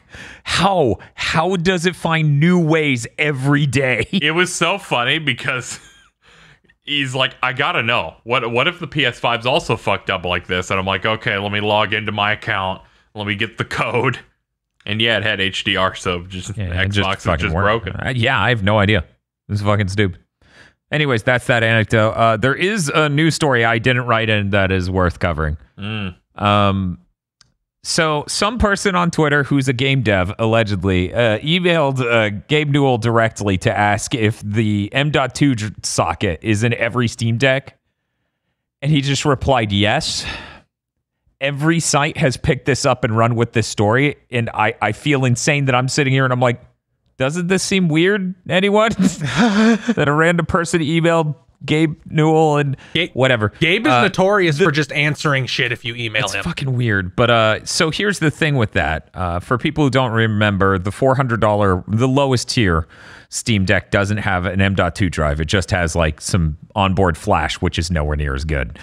The thing is, these sockets, these M.2 sockets are not designed to be changed by the user. So yes, it's there. You're voiding your warranty most likely. Because it's really not designed to be user replaceable. So that's why, it wasn't on the spec sheet. But apparently they updated some things about the spec sheet since this email got sent. So I guess it's legit. To some extent, this is insane. I would definitely not just buy the lowest end unit to then buy an M.2 to then shove in the fucking thing. I would probably just upgrade. Yeah, and aren't M.2s notoriously like different shapes and sizes? This one at least has a very specific size that it wants because Okay. they have the world's worst system for that, but it is a system. Okay, good. I believe the size of M.2 is 2230, which is the smaller size. It's not the most common, but there are drives in that size. Yeah, no, that's insane. All of that's insane. Literally all of that's insane. That's it. We can move on from my news now. Hey, Phil, you wanted to cover the best or the worst? Let's go with the worst. Go. Oh my Okay. god. A bunch of stuff came out about Activision. Yeah, it sure fucking did. I made sure Yeah. to try and avoid it as much as possible so that I could be shot on air. Okay. Activision is being sued by the state of California. The actual state. Oh. The state government. Oh, I thought it was like The- people. Well, it has their treatment of people has gotten so bad that the state is like, we have to intercede. The state alleges prejudice against female employees and a culture of harassment and toxicity. Allegations include male employees getting drunk and wandering around as a group, harassing female employees. Apparently this had a term, cube crawling, which That's is insane. deranged. The allegations also include male employees just being like, the women will do the work, and then fucking off all day, which maybe explains why they can't make anything other than Call of Duty. Although I think it's worth noting that most of these things are about Blizzard specifically. Yeah, I think that most of it was about the WoW team specifically. Oh, good. They've been getting great news all the time. Female employees are regularly mocked for leaving to pick up their children from like daycare. They are passed over for promotions because well, what if she gets pregnant? Apparently, female employees who have been pregnant are regularly thrown out of rooms, for lactation and breastfeeding and whatnot, so they can be used for meetings. Now, before Field continues breaking this stuff down, we're issuing a content warning. The rest of this touches on issues of abuse, self-harm, and other dark stuff you may want to avoid hearing about. To skip it, you can jump to 1 hour and 38 minutes in. Stay safe, and yeah, we're going to be jumping into it in 3, 2, 1. A female employee committed suicide after repeated harassment, including naked photos being distributed throughout the office and at office parties. She was repeatedly harassed by one guy on the team. Police, after she was apparently like being coerced into a relationship with a supervisor. They were on a business trip together when she did it, I believe. I'm sorry if I have any details wrong. When police investigated, they found butt plugs and lubricant in the supervisor's like stuff. What the fuck? Really fucking horrible shit. Yeah. There was one specific Blizzard employee that left last year who I need to look up the exact terminology used because it is fucking insane. Yeah, this is fucking dire. This is a level of extreme it needs to get to before the state steps in. Yeah. Yeah, the state. Jesus fucking Christ. Yeah, I knew things were bad. I heard like half of this or a third of this, and I knew it had to get much worse than what I heard because the state stepped in. This is unfucking real. Jesus Christ. One of the Blizzard executives had a hotel room nicknamed the Cosby Suite. Fuck you. He was okay, I'll just read it. I'll just fucking read it. This is about Alex Afrasiabi, the senior creative director of World of Warcraft Blizzard Entertainment, was permitted to engage in blatant sexual harassment with little to no repercussions. During a company event, BlizzCon, Afrasiabi would hit on female employees, telling him he wanted to marry them, attempting to kiss them, and putting his arms around them. This was in plain view of other male employees, including supervisors who had to intervene and pull him off female employees. Imagine your boss having to yank you off someone you're groping, and then you continue to have a job. I cannot fathom. Yeah. Apparently, this dude was really close to Jeff Kaplan, which might be why he was stuck around for so long. Afrasiabi was known to engage in harassment of females that his suite was named the Crosby Suite after alleged rapist Bill Crosby. I think they mean Cosby. Yes. Afrasiabi would also call females derogatory names at company events. Afrasiabi's conduct was known to Blizzard Entertainment executives who took no effective remedial measures. J. Allen Brack, president of Blizzard Entertainment, allegedly had multiple conversations with Afrasiabi about his drinking and that he had been too friendly towards female employees at company events, but gave Afrasiabi a slap on the wrist, verbal counseling, in response to these incidents. Subsequently, he continued to make unwanted advances towards female employees, including grabbing a female employee's hand and inviting her to his hotel room and groping another woman. The state seeks various forms of restitution. Basically, they're like, we're gonna fucking beat you up now because you it got this bad. Yeah. Wow. So many parts of this are just hideous. Yeah. That's fucking unreal. Oh man. Where should we move to? Let's move to the thing that isn't outright abhorrent and criminal. Okay. Netflix? No, let's move to the let's move to the thing that is still kind of criminal, but is less ghoulish and nightmarish. Okay. Yeah, you can't immediately jump or we'll hit the floor and shatter our bones. Ubisoft Singapore is also out for this exact sort of thing lately. They're being accused of paying locals less and paying non-whites less to the point that employees would joke about it, where it's like, yeah, you get a multiplier for being white and a multiplier for speaking French. What? Jesus. Okay. Basically, they kept putting horrible person after horrible person in charge at Ubisoft Singapore, and even when they were removed, they were just put somewhere else in the company. Of course. More bad news out of Ubisoft, and no big surprise. They could have waited for any other week, but no. And now that we're done with the outright criminal things, we can talk about things that we can at least be glib about. I'm trying to have fun with. Skull and Bones is fucked. I could have told you that, but I was not ready for how fucked it was. I knew it was pretty fucked, though. It was originally conceived as an expansion for Black Flag, so 2013. Yeah, that came out alongside new consoles or something. Yeah. Or right before. It has been rebooted almost yearly. God. Almost yearly. So 8 times. Dev costs are already over $100 million. It only recently entered alpha, but again, that doesn't matter because it could be rebooted at any time. Man, why don't they just stop making this? We'll get to that. Oh, no. Nobody knows what the game is, nor has any ideas for what the game should be. Now, this makes sense because I was interested in this. Like when they announced it in 2017, where I'm like, oh, cool. It's like a pirate game. It'll like compete with Sea of Thieves. Then they showed it again and it had a story focus on it. I'm like, that's interesting. And like customizable Destiny-like stuff. Then it was quiet for a while and they said, we're looking to make it free to play following the skeleton of Fortnite and GTA Online. And I'm like, uh-oh.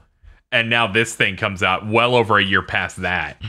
Of like, the consensus seems to be hopefully we'll figure out what it is while we're making it. At one point it was like a shooter but with boats. At another point it was a survival game. like Ark? Like Ark. Yeah, I don't get it. How has figuring it out while you make it been working for you so far? Well, here are some of the games that it was at one point going to be. Jesus Christ. It has changed directors at least twice. Oh. Most of the staff is dead in the water. Like they're and I can't blame them. I too would not be able to effectively work if I had worked on something for 5 years with no visible progress. Yeah, that's demoralizing at a severe level. I mean, you hear the stories of the people who worked on BioShock Infinite, right?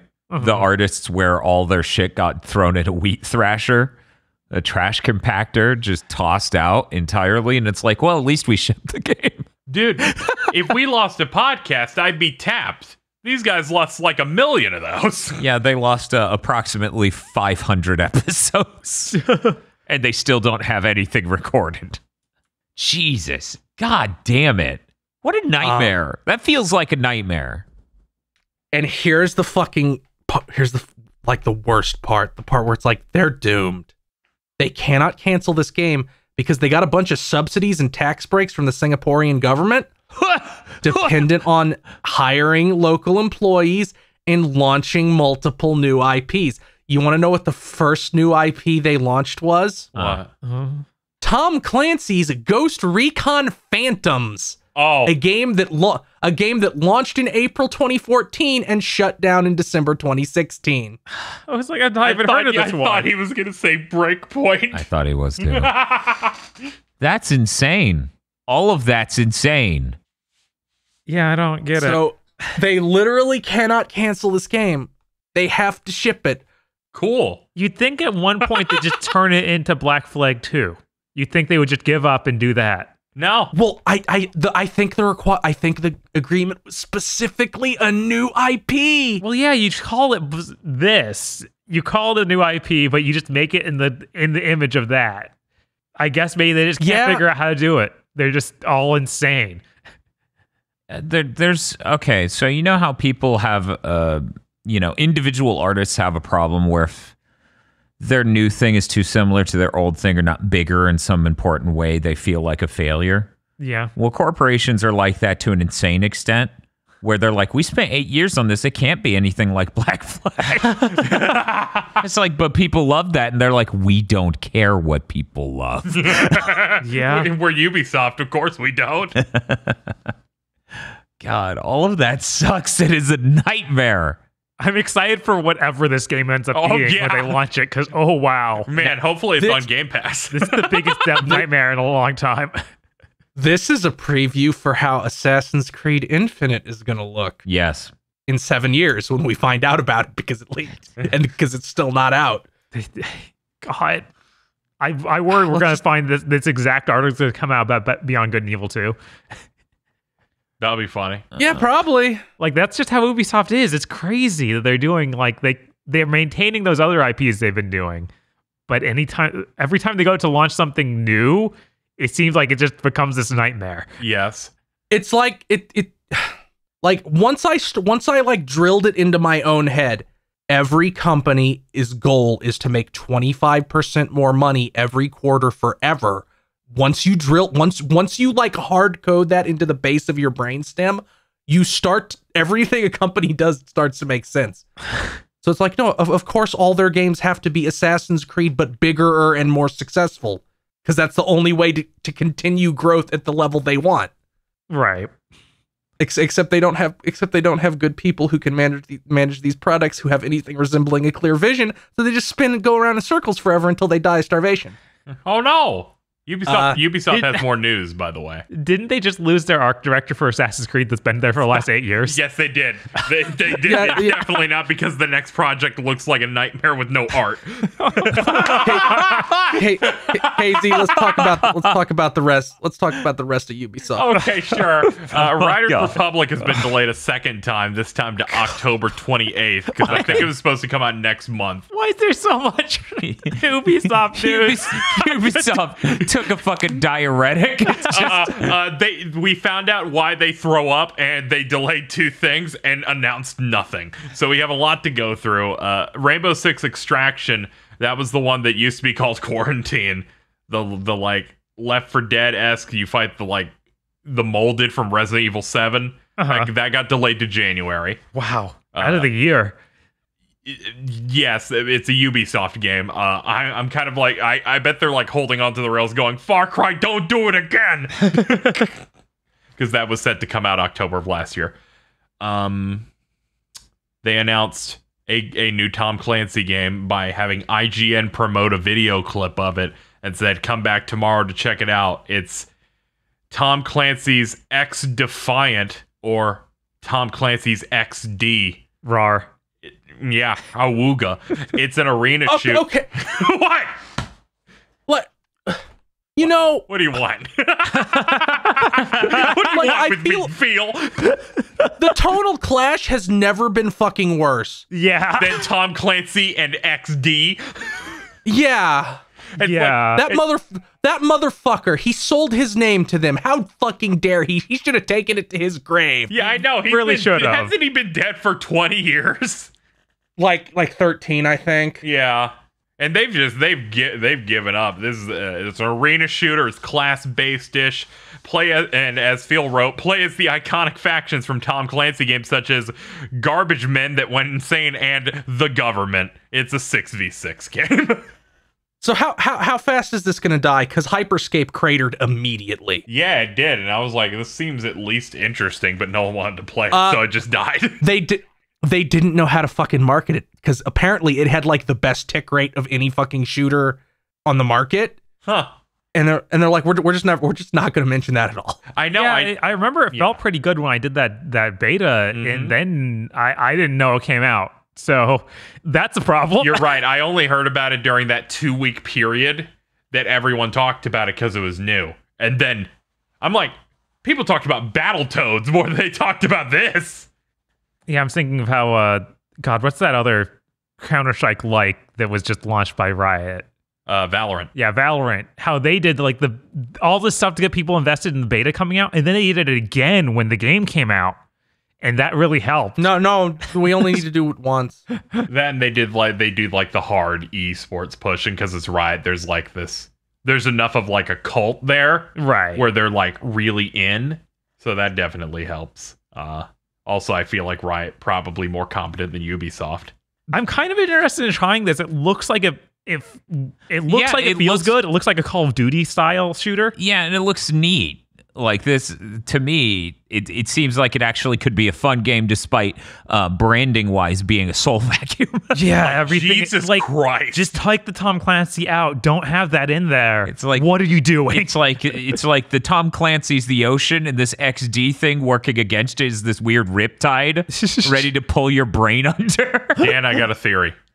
What if they're like, the reason Hyperscape fails, we didn't call it Tom Clancy's Hyperscape. And now that's why this thing's Tom Clancy's X Deviants. I can't imagine that's the case. It'd be funny.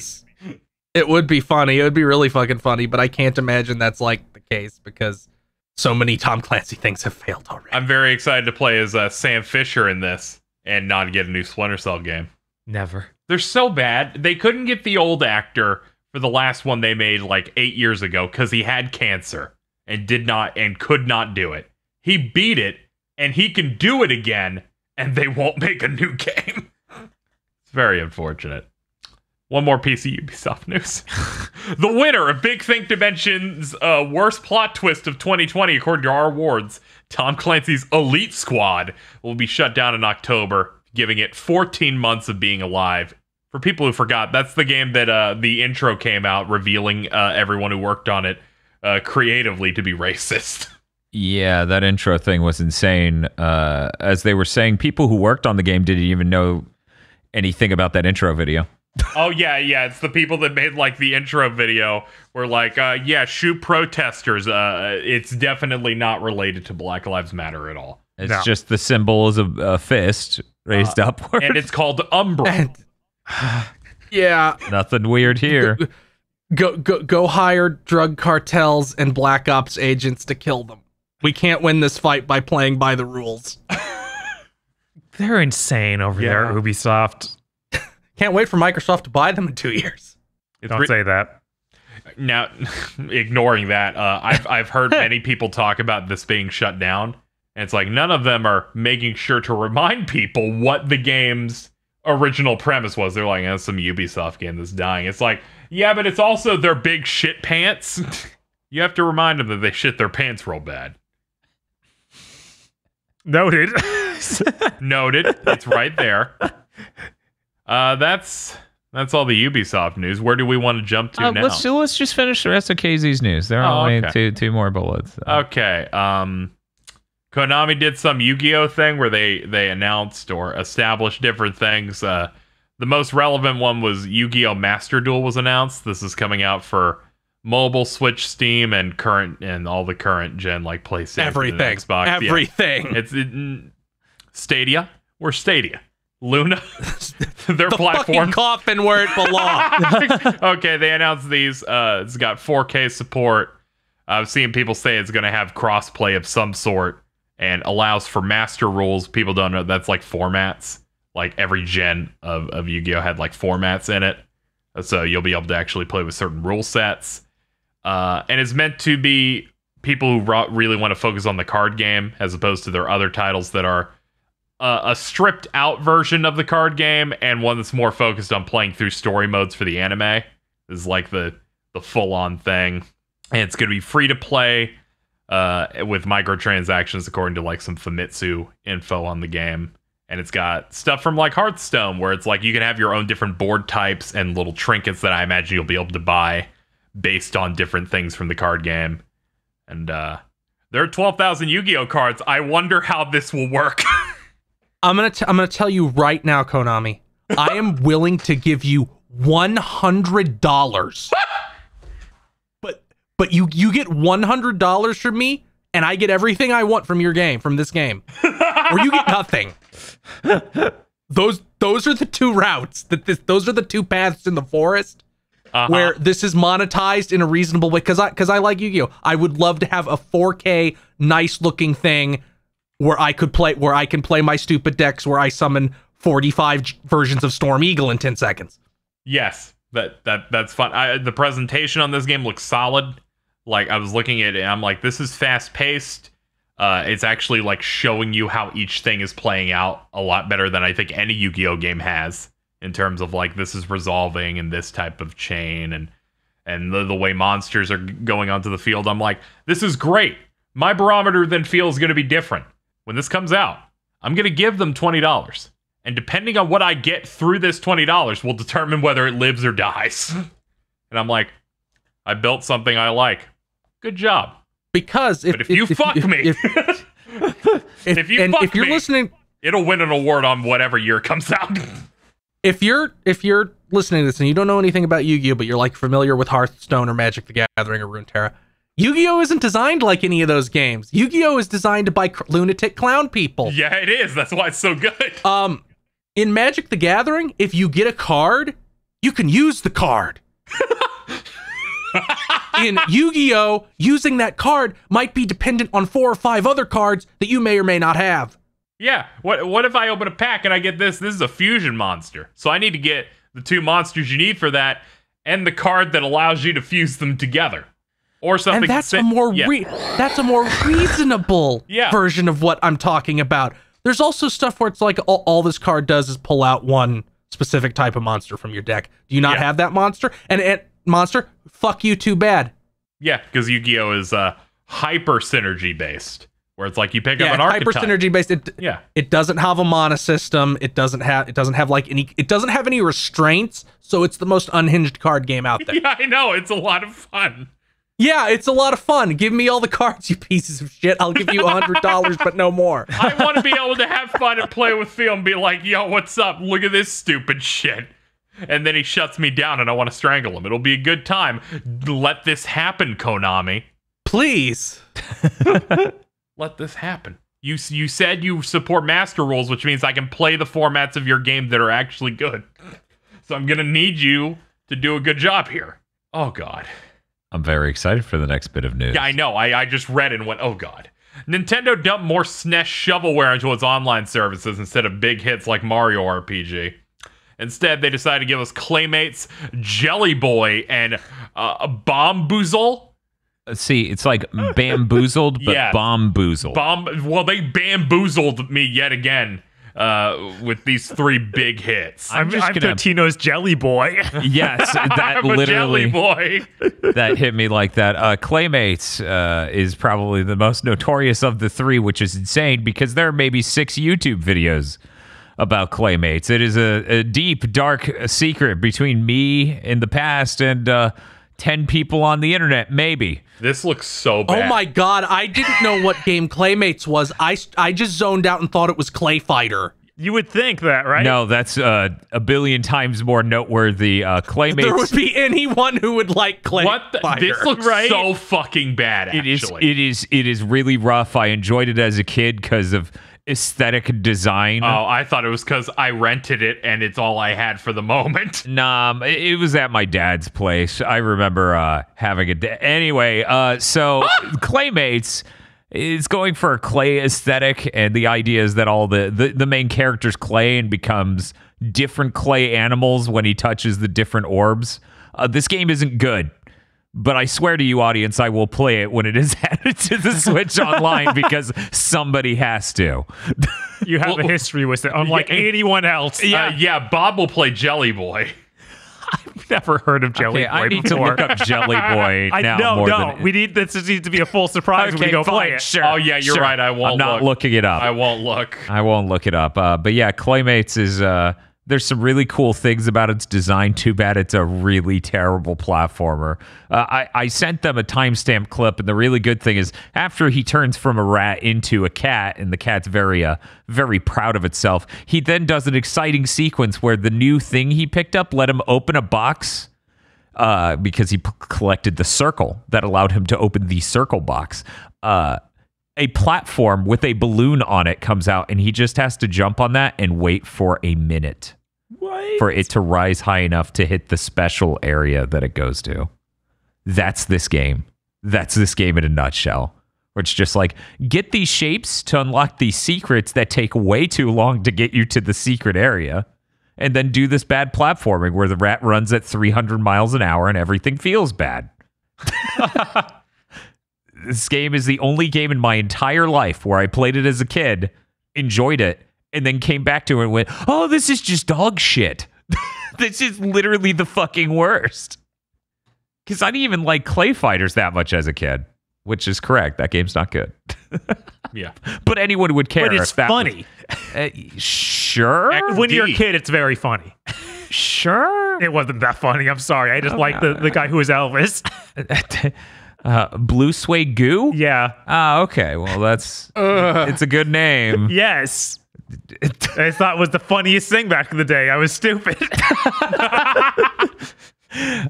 We will now transition to Phil to finish out his news. Hey, Phil. Okay, Netflix elaborated a little bit on what their games would be. They're going to be mobile focused, and the implication seems to be that you'll open like Netflix Gaming on your phone and we'll get to play a game based on Stranger Things or whatever. Oh, all right. Whatever. Yeah, whatever. Whatever. Okay. I don't know. Tencent's trying to buy Sumo Digital. It's not this didn't go finalized through? yet. Okay. No. The It- acquisitions this large have government bodies that need to check into it. That makes sense. They're trying. Bob, NVIDIA still hasn't bought ARM. Good. Do you remember when we talked about that? It wasn't 2021. God, it wasn't. It was, I don't even think it. I figured it was even January. 2020? It was November of last year. November or October. That's how long these things take. I mean, that one's way bigger a deal than this even. This is yes. big. Like, I'm not trying to downplay this, but Jesus. Right. This is huge. This is like thousands of employees. I didn't realize Sumo Digital had so many studios. Yeah, it's like 8 or something. I'm like, this is why PlayStation comes to them for shit. right? Yeah. Jesus Christ. Yeah, that's I don't know how to feel about this. Like a giant corporation buys a shitload of studios. We sure are consolidating a lot nowadays. Yeah. Yeah. They're the one that Well, like they're like Microsoft, except they aren't like a whole console manufacturer, but they're also known for eating as many things as they can. Yeah. Tencent is just Tencent's just like, well, we have a lot of money and you know we gotta flex our new financial and cultural power.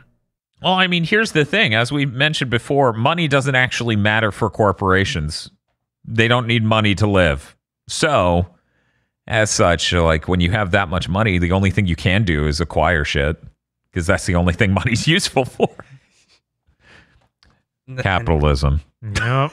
And something that bugs me because I was going to come on this show today and say this was going to happen, and they just announced it a week in advance. I mean, I wish they had waited a week.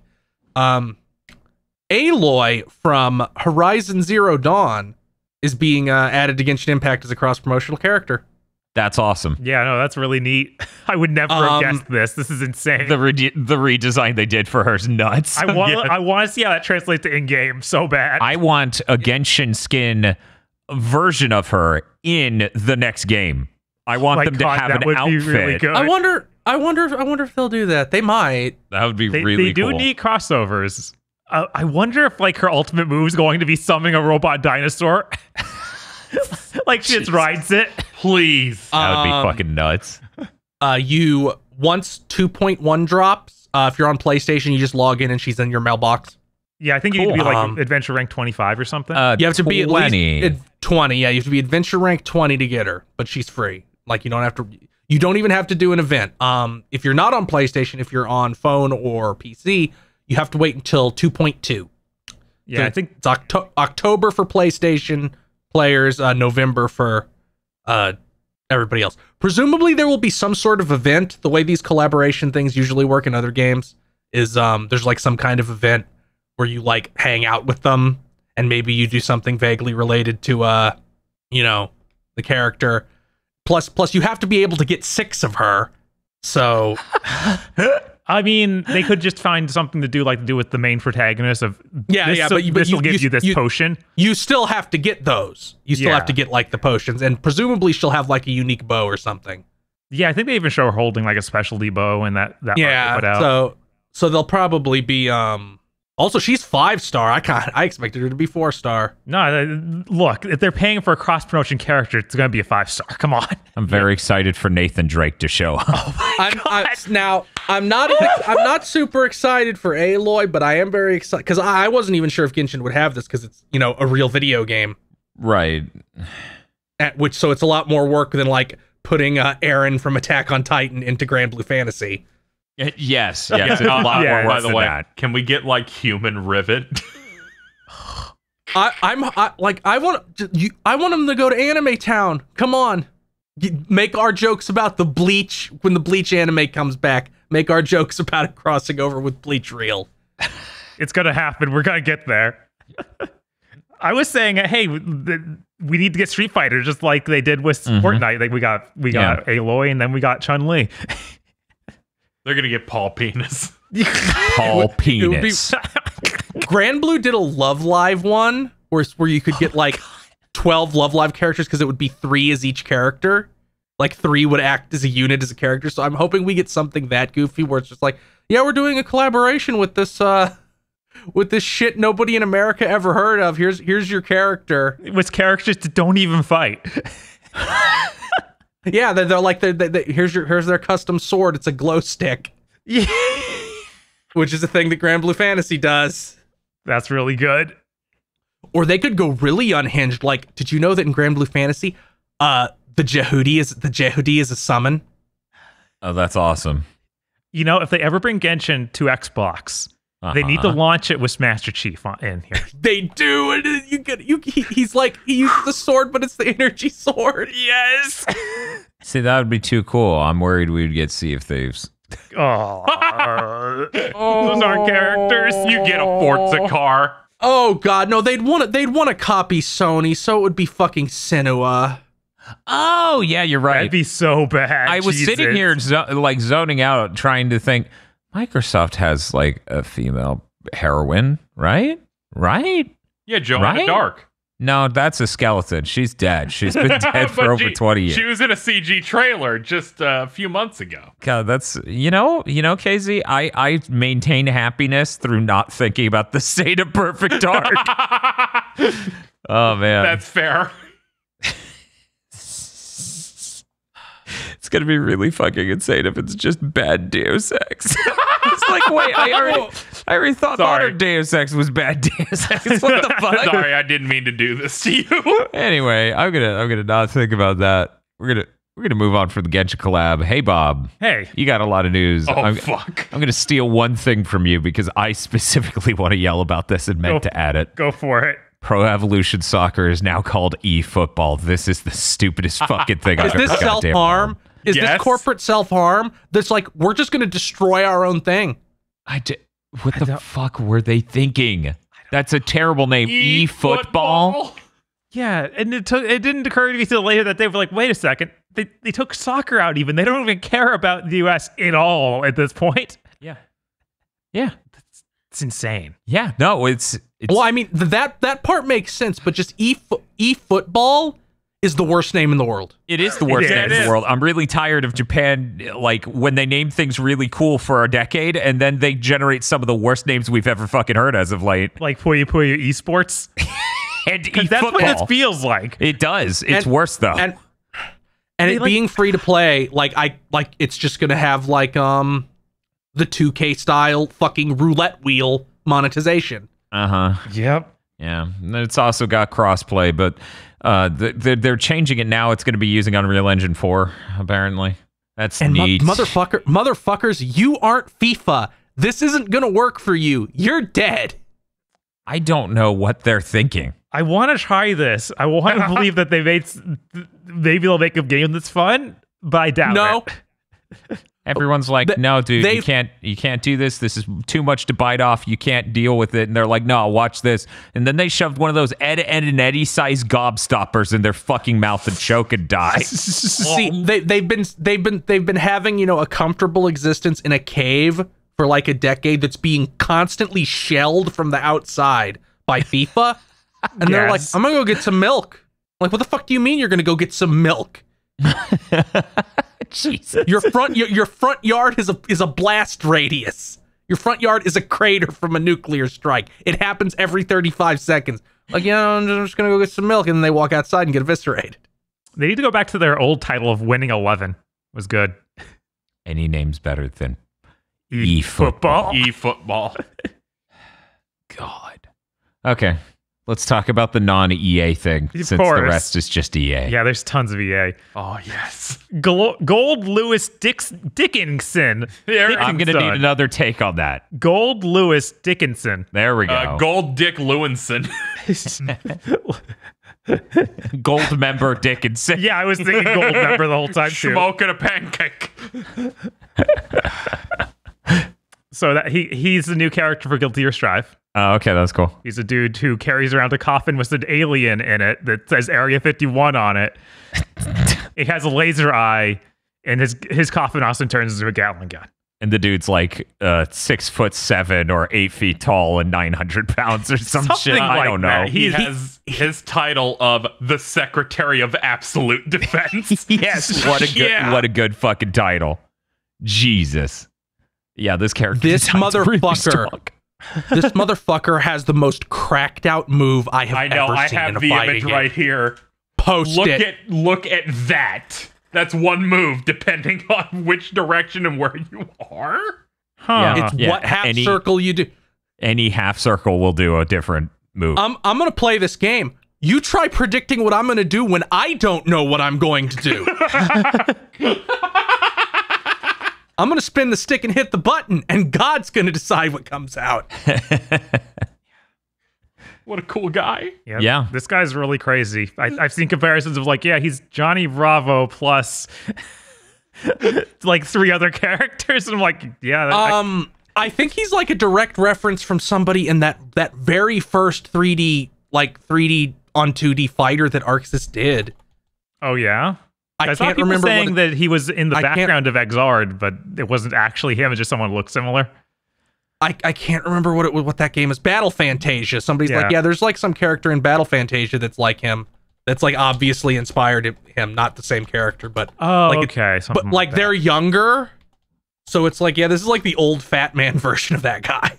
Yeah, I thought of him as the huge version of Robert Landault from Neo Turf Masters. You get a bit much of that. The exact image that was photoshopped into Gary Busey. They're like, hey, Dan, you want this guy? And I'm like, yeah, he's the best golfer. I don't know. I saw I think it was Chip doing a projectile or something. Someone doing it, and he just busts out his chain gun and shoots through it and fucks him up. That's good. I may like this guy. Yeah. Just do a half circle and win. Yeah, I don't know what move's gonna come out. Yeah, one thing that I always find tough in these is like when you have a fighting game like this, has been going forever, there's a pile of characters you want to come back.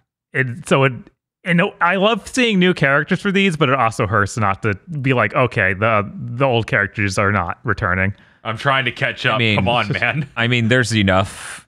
There are more slots. Yeah. For me, seeing this guy, I'm like, okay, something new to be excited about. If they announced an old character, I probably wouldn't be excited at all. Because there's a chance it may just be a less preferable to play version of that character.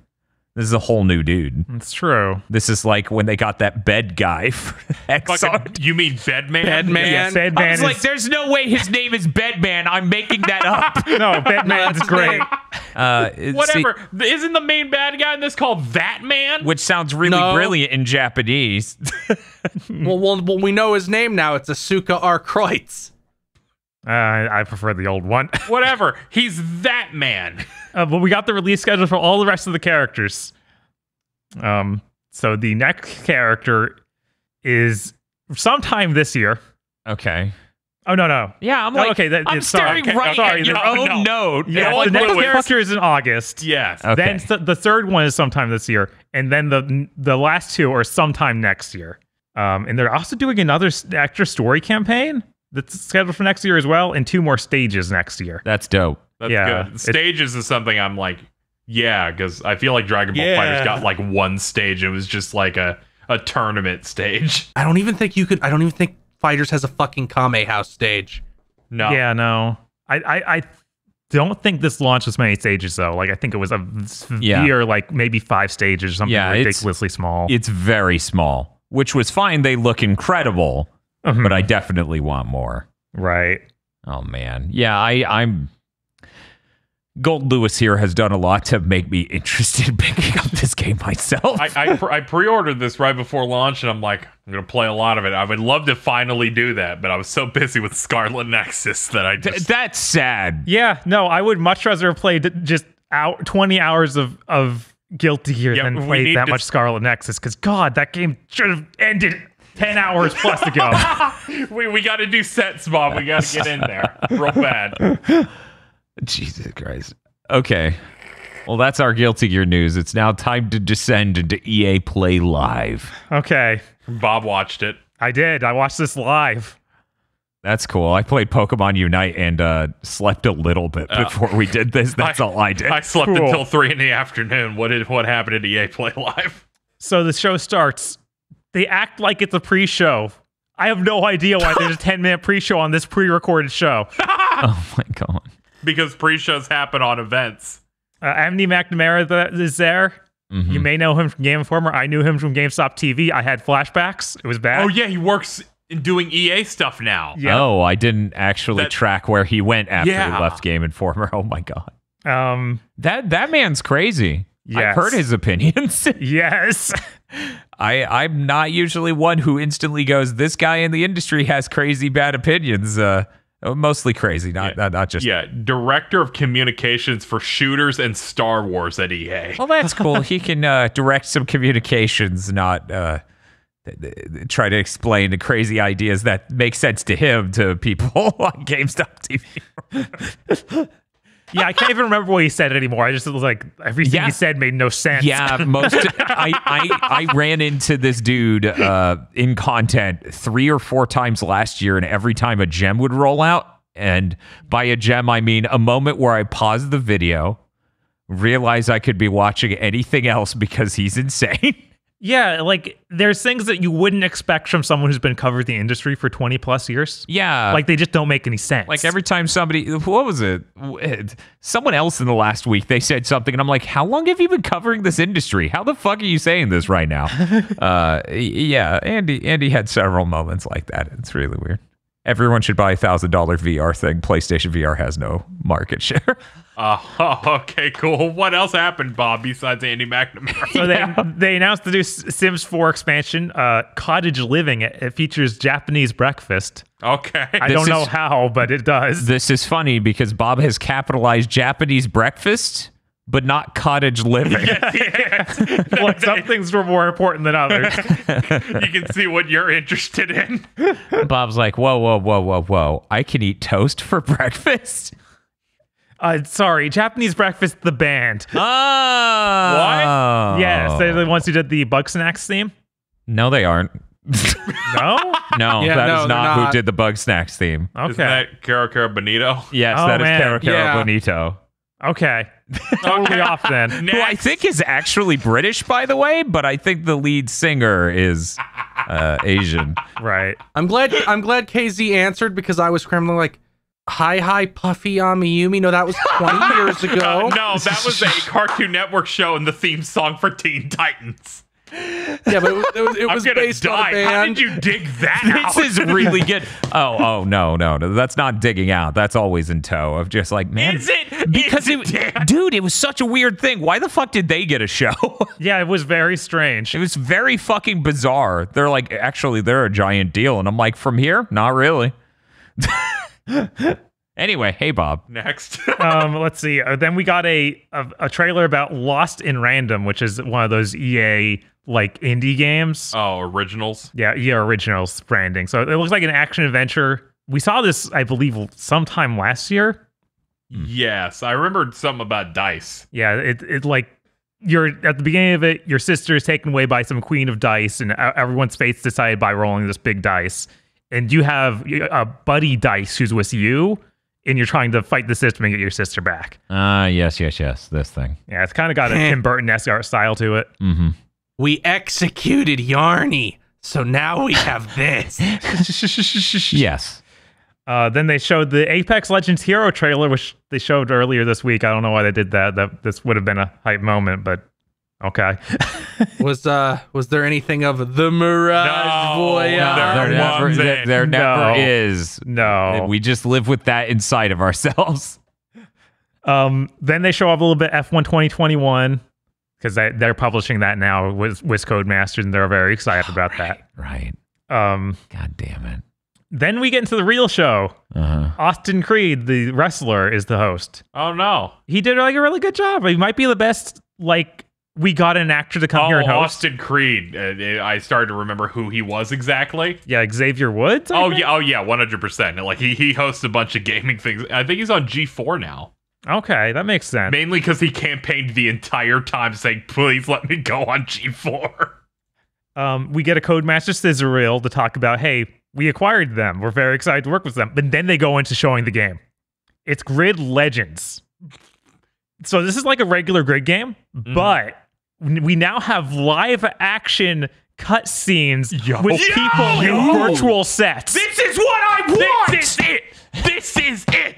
Oh my Yes. God. Yeah, I was very excited because it starts out like, wait, are these normal interviews for like real racers? And then they start saying insane things, and it's like, oh no, this is a crazy plot. I love this. Oh my God. So I'm very excited for that.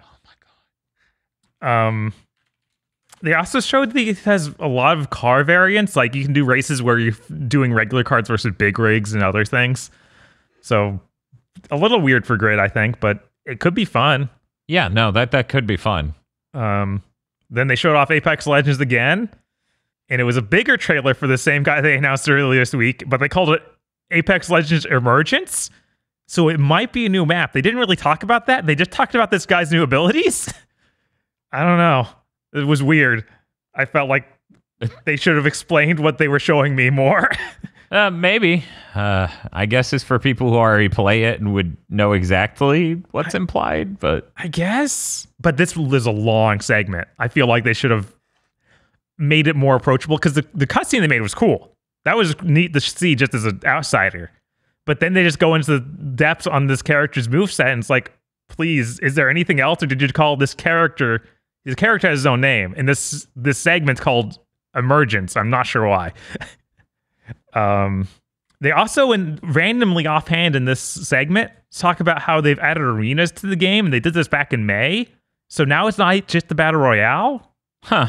I'm like, why didn't you make a big deal of that at some point? I want to play a game if it's not a Battle Royale.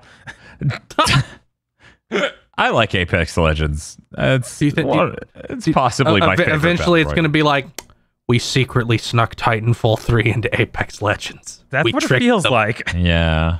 I know. But yeah, I want to try this. I will go download it and try that mode because I just hate that genre in general. Yeah. So if I can play a regular shooter that feels good like Apex does, then I will do that. Yeah, because it feels really good. I have to post this picture of this man from the Grid Legends trailer. Yes. That's this acting is really good. It's like, this is real?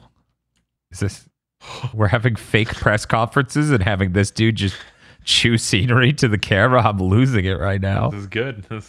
I want this. Yeah, no, this is really great, Bob. Yes. Grid Legends is definitely like one of the highlights of this show. Then we see more of Lost in Random. I don't know why they showed it twice. They did, though. They're very funny. We got a date this time, though. September 10th. Okay, what why did they tell you that the first time? I don't know. Yeah, I don't know. Okay, well, moving on. They talk a little bit more about the way the combat works. It has a card system where you get cards for super moves. Cards and dice. How generous. Yeah, I know. Then they talk about Knockout City, which is that dodgeball game they released a few months ago. The whole advertisement here has the conceit of being a movie trailer, so they have a really bad movie trailer voice guy. That's it. How bad? Are we talking NT Creates trailer or just like honest trailers? Not as bad as NT Creates. Probably around the same level of honest trailers. Okay. Yeah, that's unfortunate. Yeah. And then the Battlefield 2042 stuff was really neat. Sorry, Bob. In order to talk about Battlefield at all anymore, you have to go. Oh, thank you, Dan. I can't do that. Yeah, that's an important sound effect. You need to play 20 times per trailer nowadays. Yes. Even the planes that fly past the camera must have their audio ducked out at the frequency of that beat. It's fucking ridiculous. So, Bob. What's up? They showed off Battlefield Portal. Yes. They got this trailer for it. Yeah, this is one of the 3 pillars of the new Battlefield, I guess. What in the fuck is happening in this Battlefield Portal trailer? Yes. Oh, it's brilliant. So yeah, they're just throwing in factions across all of time from different battlefields. They're throwing in levels from all the different battlefields. They're letting you customize things with logic programming a little bit and set up custom modes to do matches. It's really nuts. I just watched all of them pop in. Yeah, you can even set up asymmetric team sizes, so it'll be 10 people with assault rifles versus 50 knife wielders. Yes. I think my favorite one that they gave as an example during the show is, okay, there's 25 bomb defusing robots in one tank. Oh man, this might be really good. That is really cool. I appreciate the customization stuff, and I'm really glad that they're doing something like that to bring a little bit more of that energy into Battlefield. Right, like a lot of Battlefield's cool stuff is community stuff, and it seems like they finally get it and want to make that a part of their game. Yes. Whereas for the last 2 3 releases, I guess. Didn't feel like that at all. Mm-hmm. I'm just watching like an entire squad of dudes with EKG. Yes, Just running. Dudes trying to defibs the enemies to death. It's pretty good. I appreciate your note here. 6 remastered old maps, parentheses, Wake Island was not included. They're psychopaths. I don't know what's wrong with them. I don't know either. For some reason, they don't realize Wake Island's the only map that ever mattered. At the end of the universe, all of existence will just go, remember Wake Island? I'm assuming they're just holding it off till a later update that they need to get some hype for that. That's what I assume. For anyone who's listening that is a Battlefield 3 fan or a Battlefield fan, I'll go ahead and bring it up. They got 1942, Bad Company 2, and Battlefield 3 maps, 2 from each. 1942s are Battle of the Bulge, which is a good map, by the way. That's my number 2 behind Wake Island. I honestly couldn't remember the names for any of these maps. God. El Alamine's okay. That's another one from 1942. Erica Harbor and Valparaiso from Bad Company 2. Caspian Border and North Stars Canals from Battlefield 3. God, this is just like the new Mario Party. A little bit. A little bit, yeah. I see where you're coming from. This is great, though. This is very exciting. It's really weird that this is in 2042, but it's not what 2042 is necessarily, and it's other Battlefield stuff. And Battlefield 2042 is supposed to be multiplayer only, right? Yes. So it's multiplayer only, and it's 2 different multiplayers. Yeah, there's also a third mode that they aren't talking about yet. That's fucking insane. So I think this is their new Battlefield platform, and they're just going to go forward with this forever. That's my assumption anyway. Okay. Well, that's really cool. So yeah, I'm excited. This is what I wanted to see from Battlefield. Yeah. Like, it's not something I don't want, which is usually what EA has to show me. Yes, that's usually what EA has to show you, especially as it pertains to Battlefield. I'm very excited for this. I assume that this would also be crossplay. Isn't the next gen version of Battlefield crossplay across next gen? I believe it is. Okay. Yeah, that's cool. Yeah. Because I know people who will only play on PC, and I will probably be fine doing either, honestly. Yeah, you definitely, with your new upgrade rig, can probably play it on there, no problem. Oh, yeah, no, that's I have a GTX 1080 Ti. Yeah. The only thing I won't be able to do is ray trace, because it doesn't support that. Oh, no. Oh, no, indeed. Hey, man, maybe it looks real good. Maybe. I don't know. My laptop can ray trace, weirdly enough. Yes. But anyway, that's awesome. I'm really excited for that Battlefield. Thank fucking Christ. They fucking are showing a Battlefield I'm interested in for the first time in forever. Yeah, this is the first time it feels like they get it Mm-hmm. in so long. Yeah, absolutely. And then the last thing, they did their big, but we have one more thing. Okay. They showed Dead Space. Okay. Yeah, it's a full remake of the original game, Frostbite. Apparently you'll have... Yeah, I know. What else are they going to use Unreal Engine for? It's only for next gen, so we're not at least being hampered by that. Yeah, at least it's next gen exclusive. Isn't it also on PC? Yeah, PC, Series X, and Yeah. And Series PS5. S and Yeah. also PS5. I saw so many people celebrating saying, thank God it's next gen only. Yeah, because if you're going to fucking remake it, 1, boo. 2, more importantly, at least make it an ambitious remake. Don't make it cross-gen. That's fucking... yeah, that's silly. The whole point is remaking a thing 1 generation old. That doesn't make any sense. At least if you're skipping 2 generations, you got something there. We got a little bit more detail where they're like, we're including elements and mechanics from later in the series in this one. Oh, cool. So, So it's going to be co-op. Not Hopefully that not one, that. probably. they said they brought in like fans of the series to for feedback on some of the stuff they're gonna do with it. And I'm kind of okay with them doing Frostbite since this team has been using that for a while, for like 3 games or something like that. Because Mo's been working with them for a while. Like, they did the Star Wars Battlefront 2 story mode, and then they did Squadrons. Right. Yeah, so they're probably really used to how that shit works by now. And actually making games with stories in them. I have to, I feel like Dead Space remaking is a little weird because you don't have strong characters in Dead Space. It's really like an aesthetic and weapons and enemies. Yeah. And I feel like you could do something brand new in this universe They get all sick people back. This is like the Force Awakens of Dead Space, where it's like we have to correct the course. We have to make people know it's safe again to like Dead Space. Yes. Yes. So hopefully they take liberties, but I guess at the same time, I imagine they could do that so that they have a Dead Space 2 that's not Dead Space 2, and make sure the series doesn't lead to wacky woohoo. It's just an action game with co-op that makes the series die. It's really funny because there's so little trailer here. mm-hmm. Yeah, no, this is the teasery of teaser. Like there's nothing.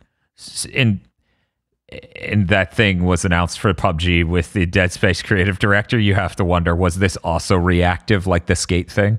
Yeah. Yeah, but this time they had more time than the skate thing. That's true, which is why there's a trailer. Yeah, the Skate put out a video recently of like, we're still working on it. We're mocapping skateboards. We literally started 9 months ago. Please do not expect much. Right. Now, Dead Space, very, very, very inspired by Resident Evil 4. Yes. Obviously. Mm-hmm. Do you think this will come out and like everybody will think it's great, and then they'll be like, okay, but Resident Evil 4 Remake was really popular, so the next new Dead Space has to be more action-oriented, and it all happens again. Holy shit. Because then 3 has to react to 5. Oh my god. There's no way Resident Evil going co-op after 5 isn't why Dead Space 3 is co-op. Right, of course. I never really considered that, but now I'm like, yeah, of course it was. What, are you stupid? So it'd be really funny if like history just repeats itself.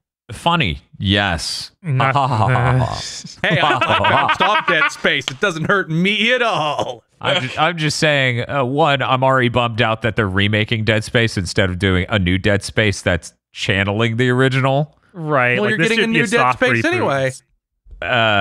Hopefully. I hope that works out. The guy who made the first one. I hope that works out. It's in the PUBG universe. Yeah, it's in the PUBG. Inexplicably.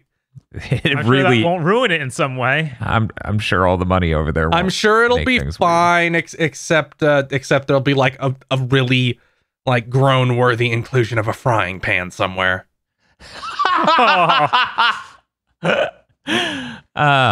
Anyway, that's it for news, isn't it? That's everything. Yeah, that's everything. Wow, awesome. So this means I get my Mirror's Edge remake, right? We just do go back to 1, fix it. Go ahead. Sorry, Bob. That last game was as close as you're getting to a remake. That wasn't. There was like, we gave you the game you wanted, but why didn't you buy it? And we're like, because you didn't make that. Like you didn't make that at all. Yeah, you made a bad open world game. Anyway, hey Bob. Hey, what's up? We have no idea what's going on in the next week. No. Okay. Hey Sorry. Casey. Hey. What do you have going on in the next week? Yeah, I don't know. I'm gonna keep playing video games, probably for the internet if I can manage it. Okay. Hey, Phil. What do you got going on in the next week? I don't know. Stop bugging me. Work is hard. Also, there's one news thing that's relevant to you I'm going to curse you with. Oh no. Starting July 26th, Fall Guys is doing a Ratchet and Clank collaboration. I saw that. I'm good. I'm immune. Yeah.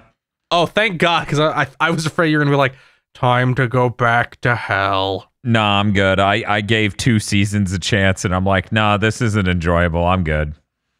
I think it's neat how it runs better on PS5. Clank as a costume? What is? You can get Clank as a costume, so it's just this horrible looking Clank with a Fall Guy inside him. Let me look this up. Very good. I need to see this. Oh my God, no. Yeah, you can just see eyes inside its mouth. That's pretty good. No, that's When's the Whataburger? When's the Whataburger collab? I don't know. Guys. I don't know. We should go to Whataburger. Why did Clank eat that bean?